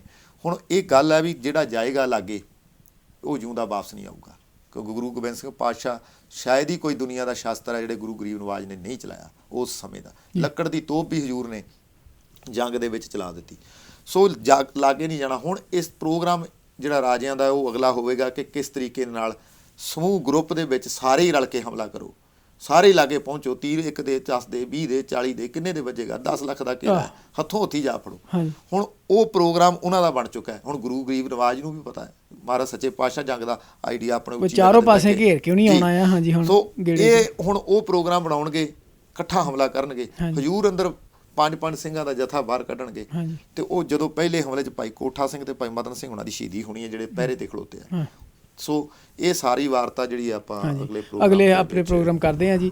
ਸੋ ਇਹ ਖਾਲਸਾ ਜੀ ਇੱਕ ਨਿਮਾਣਾ ਜਿਹਾ, ਇੱਕ ਜਿੱਦਾਂ ਆਪ ਜੀ ਨੂੰ ਪਹਿਲਾਂ ਵੀ ਦੱਸਿਆ, ਸਾਡਾ ਇੱਕ ਉਪਰਾਲਾ ਆ ਜੀ ਕਿ ਬਹੁਤ ਪ੍ਰੋਗਰਾਮ ਹੁੰਦੇ ਆ ਜੀ, ਗੁਰਦੁਆਰੇ ਵਿੱਚ ਕਥਾ ਵੀ ਹੁੰਦੀਆਂ ਆ, ਪਰ ਜਿਹੜੀ ਬਰੀਕੀਆਂ ਕਈ ਵਾਰ ਕਥਾ ਵਿੱਚ ਇਸ ਤਰ੍ਹਾਂ ਜਿੱਦਾਂ ਆਪਾਂ ਵਾਰਤਾਲਾਪ ਕਰਦੇ ਹਾਂ ਇੱਕ, ਉਹਦੇ ਵਿੱਚ ਨਹੀਂ ਦੱਸੀਆਂ ਜਾ ਸਕਦੀਆਂ, ਜਾਂ ਹੋਰ ਜਿਹੜੇ ਸਵਾਲ ਹੁੰਦੇ ਆ ਸੰਗਤਾਂ ਦੇ ਉਹ ਵੀ ਉਹਦੇ ਵਿੱਚ ਐਡਰੈਸ ਨਹੀਂ ਹੁੰਦੇ। ਸੋ ਅਸੀਂ ਬੇਨਤੀ ਕਰਦੇ ਹਾਂ ਵੀ ਤੁਹਾਨੂੰ ਜੇ ਤੁਹਾਡੇ ਕੋਈ ਸਵਾਲ ਹੈ ਜੀ ਸਾਡੇ ਤੱਕ ਜ਼ਰੂਰ ਪਹੁੰਚਣਾ ਕਰੋ। ਅਤੇ ਇਸ ਲੜੀ ਵਿੱਚ ਪੰਥਕ ਮਸਲਿਆਂ ਵਿੱਚ ਜਿੱਥੇ ਇਤਿਹਾਸ ਦੇ ਨਾਲ ਸਾਡਾ ਫੋਕਸ ਹੈ ਇਸ ਵੇਲੇ, ਉਹਦੇ ਨਾਲ ਨਾਲ ਜਿਹੜੀ ਸਿੱਖਿਆਵਾਂ ਆ ਨਾ ਵਿੱਚੋਂ, ਉਹਨਾਂ ਦਾ ਵੀ ਜ਼ਿਕਰ ਜ਼ਰੂਰ ਹੋਊਗਾ ਜੀ। ਆਪਾਂ ਸਿੱਖਾਂ ਦੀ ਸਿਦਕ ਦੀ ਗੱਲ ਕਰੀਏ ਜੇ ਪ੍ਰਦੀਪ ਸਿੰਘ ਜੀ, ਇੱਕ ਵੀ ਬੰਦਾ ਉੱਡ ਕੇ ਨਹੀਂ ਗਿਆ, ਛੱਡ ਕੇ ਮਾਰੇ ਕਿਉਂ ਨਹੀਂ ਗਿਆ। ਵੱਡੀ ਗੱਲ ਇਹ ਹੈ ਵੀ ਇੱਕ ਵੀ ਬੰਦਾ ਜਿਉਂਦਾ ਅਰੈਸਟ ਨਹੀਂ ਹੋਇਆ। ਸਹੀ ਗੱਲ ਹੈ ਜੀ। ਜਿੱਦਾਂ ਕਹਿੰਦੇ ਜੀ ਕਿਡਨੈਪ ਹੋ ਗਿਆ ਜਾਂ ਉਹ ਆ, ਇੱਕ ਵੀ ਬੰਦਾ ਗੁਰੂ ਗੋਬਿੰਦ ਸਿੰਘ ਸਾਹਿਬ ਸੱਚੇ ਪਾਤਸ਼ਾਹ ਦੇ ਜੰਗ ਦੇ ਵਿੱਚ ਜਿਹਨੂੰ ਜਿਉਂਦੇ ਨੂੰ ਪਕੜ ਲਿਆ ਹੋਵੇ। ਆਥਰਤੀ ਸੂਰੇ ਸੀਗੇ, ਵੀਰ ਰਸੀ ਸੀਗੇ। ਸੋ ਸਤਿਗੁਰੂ ਸਾਹਿਬ ਦੀ ਇਹ ਦੇਖੋ ਗੱਲ ਇਹ ਹੈ, ਆਪਾਂ ਜਿਹੜੀ ਗੱਲ ਕਰਦੇ ਹਾਂ ਨਾ, ਇਤਿਹਾਸ ਸਾਡਾ ਨਾ ਬਹੁਤ ਲਿਖਿਆ, ਵੱਖੋ ਵੱਖਰੇ ਢੰਗ ਤਰੀਕੇ ਨਾਲ ਲਿਖਿਆ। ਜੇ ਹੁਣ ਇੱਕ ਗੱਲ ਕੋਈ ਸੁਣਾਈਏ, ਜਿਵੇਂ ਹੁਣ ਬਾਬੇ ਜੀਵਨ ਸੋਹਣਾ ਦੀ ਆਉਣਾ ਹੀ ਹੈ ਜੰਗ ਦੇ ਵਿੱਚ, ਕਿ ਇੱਕ ਜਗ੍ਹਾ ਤੇ ਇੱਥੇ ਲਿਖਿਆ ਕਿ ਬਾਬੇ ਜੀਵਨ ਸੋਹਣਾ ਨੂੰ, ਜੋ ਹੁਣ 52 ਕਵੀਆਂ ਚੋਂ ਇੱਕ ਕਵੀ ਆ ਕੰਗਣ ਜੀ, ਗੁਰੂ ਗਰੀਬ ਨਵਾਜ ਦੇ ਸਮਕਾਲੀ, ਉਹ ਲਿਖਦੇ ਆ ਬਾਬੇ ਜੀਵਨ ਸੋਹਣਾ ਨੂੰ ਦਸਤਾਰਬੰਦੀ ਮਹਾਰਾਜ ਸੱਚੇ ਪਾਤਸ਼ਾਹ ਨੇ ਕੀਤੀ। ਹੁਣ ਇੱਕ ਜਗ੍ਹਾ ਤੇ ਸੰਤ ਸਿੰਘ, ਇੱਕ ਜਗ੍ਹਾ ਤੇ ਕਹਿਣ ਦਾ ਮੁਰਾਦ ਇਹ ਹੈ ਕਿ ਪੰਥ ਨੂੰ ਗੁਰੂ ਗਰੀਬ ਨਵਾਜ ਨੇ ਸਰਵੋਤਮ ਜਾਣ ਕੇ, ਸ੍ਰੇਸ਼ਟ ਜਾਣ ਕੇ ਉਹ ਦਸਤਾਰ ਦਿੱਤੀ ਹੈ। ਹੁਣ ਜੇ ਆਪਾਂ ਇਹ ਗੱਲ ਤੇ ਇੱਕ ਅੱਖਰ ਨੂੰ ਲੈ ਕੇ ਵਿਵਾਦ ਖੜਾ ਕਰਨਾ ਹੋਵੇ, ਦੇਖੋ ਪੰਥ ਜਦੋਂ ਸ਼ਰਧਾਹੀਣਿਆਂ ਦੇ ਲੱਛਣ ਆ ਜੀ, ਦੇਖੋ ਸ਼ਰਧਾ ਵੀ ਹੀਣ ਆ, ਤੇ ਦੂਜੀ ਗੱਲ ਇਹ ਆ ਵੀ ਕੁਝ ਇੱਕ ਗੱਲ ਨੂੰ ਲੈ ਕੇ ਵਿਵਾਦ ਖੜਾ ਕਰ ਸਕਦੇ ਆ, ਪਰ ਉਹਦੇ ਵਿੱਚੋਂ ਮੇਨ ਗੱਲ ਕੀ ਨਿਕਲਦੀ ਹੈ, ਇਹ ਸਿੱਟਾ ਕੀ ਨਿਕਲਦਾ ਹੈ, ਉਹਨਾਂ ਦਾ ਸਿਦਕ, ਜਿਵੇਂ ਤੁਸੀਂ ਗੱਲ ਕੀਤੀ, ਸਿਦਕ ਕਿੱਡਾ ਹੈ, ਵੇਖਣ ਵਾਲੀ ਗੱਲ ਉਹ ਹੈ। ਵੇਖਣ ਵਾਲੀ ਇਹ ਗੱਲ ਨਹੀਂ ਵੀ ਕਿਹਦਾ ਨਾਂ ਲਿਖ ਦਿੱਤਾ ਹੈ, ਕਿਹਨੂੰ ਲਿਖ ਦਿੱਤਾ ਹੈ। ਜਿਹੜੇ ਉਹ ਅੰਦਰ ਲੜ ਰਹੇ ਆ, ਕੋਈ ਅਰੋੜਾ ਹੈ, ਕੋਈ ਭਾਟੀਆ ਹੈ, ਕੋਈ ਪਾਠ ਸਿੱਖ ਹੈ, ਕੋਈ ਮਜ਼੍ਹਬੀ ਸਿੰਘ ਹੈ, ਕੋਈ ਸ਼ੂਦਰ, ਕੋਈ ਜਿਨ੍ਹਾਂ ਨੂੰ ਲੋਕ ਦੁਰਕਾਰਿਆ ਗਿਆ ਸਮਾਜ ਨੇ, ਹਜ਼ੂਰ ਨੇ ਉਹਨਾਂ ਨੂੰ ਸਰਦਾਰੀਆਂ ਬਖਸ਼ੀਆਂ, ਸਤਿਗੁਰੂ ਗਰੀਬ ਨਵਾਜ ਨੇ। ਇਹ ਜਾਤ ਪਾਤ, ਇਹ ਚੀਜ਼ਾਂ ਤੋਂ ਸਾਨੂੰ ਉੱਚੇ ਚੁੱਕਿਆ। ਪਰ ਅਸੀਂ ਅੱਜ ਫੇਰ ਜੇ ਉਸੇ ਜਗ੍ਹਾ ਤੇ ਵੱਡੀ ਸਾਡੀ ਸਮੱਸਿਆ ਇਹੀ ਗੱਲ ਹੈ, ਜਿਹੜੀ ਹਜ਼ੂਰ ਨੇ ਸਾਨੂੰ ਜਿੱਥੋਂ ਕੱਢਿਆ, ਅਸੀਂ ਜਾ ਉਧਰ ਨੂੰ ਰਹੇ ਹਾਂ। ਸਾਡੇ ਮਸਲੇ ਜਿਹੜੇ ਆ, ਆਪਾਂ ਗੱਲ ਕਰਦੇ ਹੁੰਦੇ ਹਾਂ, ਸਾਡੇ ਮਸਲੇ ਇਹ ਨਹੀਂ ਗੇ ਕਿ ਸਾਡਾ ਇਤਿਹਾਸ ਤਾਂ ਫੇਰ ਤਰਤੀਬ ਦੇਣੀ ਹੈ ਨਾ, ਇਤਿਹਾਸ ਨੂੰ ਲਿਖਿਆ ਗਿਆ। ਔਰ ਜੇ ਕਿਸੇ ਨੇ ਲਿਖ ਦਿੱਤਾ, ਦੇਖੋ 100 ਸਾਲ ਤੇ ਤੁਹਾਡਾ ਗੁਰੂ ਸ਼ਬਦ ਕਹਿਣ ਤੋਂ ਪਾਬੰਦੀ ਲੱਗ ਗਈ। ਗੁਰੂ ਗਰੀਬ ਨਵਾਜ ਤੋਂ ਲੈ ਕੇ ਬਾਬਾ ਬੰਦਾ ਸਿੰਘ ਬਹਾਦਰ ਦੇ ਸਮੇਂ ਗੁਰੂ ਸ਼ਬਦ ਤੇ ਪਾਬੰਦੀ ਲੱਗ ਗਈ। ਤੁਸੀਂ ਇਤਿਹਾਸ ਕਿੱਥੋਂ ਲਿਖੋਗੇ? ਤੇ ਜਦੋਂ ਕਿਸੇ ਨੇ ਇਤਿਹਾਸ ਲਿਖਿਆ, ਕਵੀ ਸੰਤੋਖ ਸੋਹਣਾ ਵਰਗੇ ਮਹਾਨ, ਜਿਨ੍ਹਾਂ ਨੇ ਇੱਕ ਨਾ ਕੋਈ ਇੱਕ ਗੀਤ ਕੋਈ ਲਿਖਦੇ ਤੇ ਲੋਕ ਉਹਦੀ ਟੀਵੀ ਤੇ ਇੰਟਰਵਿਊ ਉਹਨੂੰ ਪੜ੍ਹ ਕੇ ਕੋਈ ਵੀ ਬੜਾ ਸੁੰਦਰ, ਤੇ ਜਿਹਨੇ ਸਾਰਾ ਇਤਿਹਾਸ ਹੀ ਕਾਵਿ 'ਚ ਲਿਖਿਆ, ਉਹ ਕੋਈ ਛੋਟੀ ਹਸਤੀ ਨਹੀਂ ਹੋਊਗੀ। ਤੇ ਅਸੀਂ ਜਦੋਂ ਉਹਦਾ ਸਤਿਕਾਰ ਤਾਂ ਕੀ ਕਰਨਾ ਹੈ, ਪਰ ਉਹਨਾਂ ਲਈ ਸ਼ਬਦ ਹੀ ਇਹੋ ਜਿਹੇ ਵਰਤਦੇ ਹਾਂ। ਦੇਖੋ ਸਮੱਸਿਆਵਾਂ ਬਹੁਤ ਹੁੰਦੀਆਂ ਪੰਥ ਦੇ ਵਿੱਚ, ਇਤਿਹਾਸ ਹੋਰ ਕਈ ਜਗ੍ਹਾ ਤੇ ਨਹੀਂ ਮਿਲਦਾ, ਪਰ ਉਹਨੂੰ ਬਹਿ ਕੇ ਸੁਲਝਾਇਆ ਜਾ ਸਕਦਾ। ਉਹਨੂੰ ਸਟੇਜਾਂ ਤੇ ਲੋਕਾਂ ਨੂੰ, ਤੁਸੀਂ ਫਲਾਣੇ ਨੂੰ ਜਾ ਕੇ ਪੁੱਛੋ, ਤੁਸੀਂ ਇਹ ਤੇ ਤੁਸੀਂ ਗਰੁੱਪ ਇੱਕ ਬਣਾ ਕੇ ਇੱਕ ਦੂਜੇ ਦੇ ਖੜੇ ਕਰ ਰਹੇ ਹੋ। ਇਹਦਾ ਲੋਕਾਂ ਨੂੰ ਆਪ ਸਿਆਣੇ ਸੰਗਤ ਨੂੰ ਚਾਹੀਦਾ। ਇਹ ਸੰਗਤ ਨੂੰ ਬੇਨਤੀ ਹੈ ਵੀ ਇਹ ਇਤਿਹਾਸ ਕਦੇ ਵੀ ਆਪਣਾ ਜਿਹੜਾ ਹੈ ਨਾ, ਕੁਝ ਕਿਤੋਂ ਕਿਸੇ ਤਰੀਕੇ ਨਾਲ, ਕੋਈ ਕਿਸੇ ਤਰੀਕੇ ਨਾਲ, ਪਰ ਉਹਦੀ ਜਿਹੜੀ ਮੇਨ ਉਹਦਾ ਹੁੰਦਾ ਵੀ ਸਿੱਟਾ ਕੀ ਨਿਕਲਦਾ। ਮੇਨ ਸਿੱਟਾ ਇਹ ਹੈ ਵੀ ਗੁਰੂ ਸਾਹਿਬ ਸੱਚੇ ਪਾਤਸ਼ਾਹ ਦੇ ਸਾਨੂੰ ਗਰੀਬ, ਕੁਚਲੇ ਹੋਏ, ਦਬੇ ਹੋਏ ਲੋਕਾਂ ਨੂੰ, ਜਿਹੜੀ ਜਿਵੇਂ ਆਉਂਦਾ ਨਾ ਭੱਟਾਂ ਦੇ ਸੋਈਏ ਹਮ ਰੁਲਤੇ ਫਿਰਤੇ ਕੋਈ ਬਾਤ ਨਾ ਪੁੱਛਦਾ, ਉਹ ਹਾਲਾਤ ਨੇ। ਗੁਰੂ ਗਰੀਬ ਨਵਾਜ ਨੇ ਉੱਥੋਂ ਸਾਨੂੰ ਚੁੱਕਿਆ। ਸੋ ਅਗਲੇ ਪ੍ਰੋਗਰਾਮ ਦੇ ਅਗਲੇ ਹੋਰ ਆਪਾਂ ਵਿਚਾਰਾ ਕਰਾਂਗੇ ਜੀ। ਹੁਣ ਸਮਾਂ ਸਮਾਪਤੀ ਵੱਲ ਆ। ਸੋ ਆਪ ਜੀ ਸਾਰਿਆਂ ਦਾ ਬਹੁਤ ਬਹੁਤ ਧੰਨਵਾਦ। ਅਮਰ ਸਿੰਘ ਤੇ ਪ੍ਰਦੀਪ ਸਿੰਘ ਜੀ ਨੂੰ ਦਿਓ ਇਜਾਜ਼ਤ। ਵਾਹਿਗੁਰੂ ਜੀ ਕਾ ਖਾਲਸਾ, ਵਾਹਿਗੁਰੂ ਜੀ ਕੀ ਫਤਿਹ।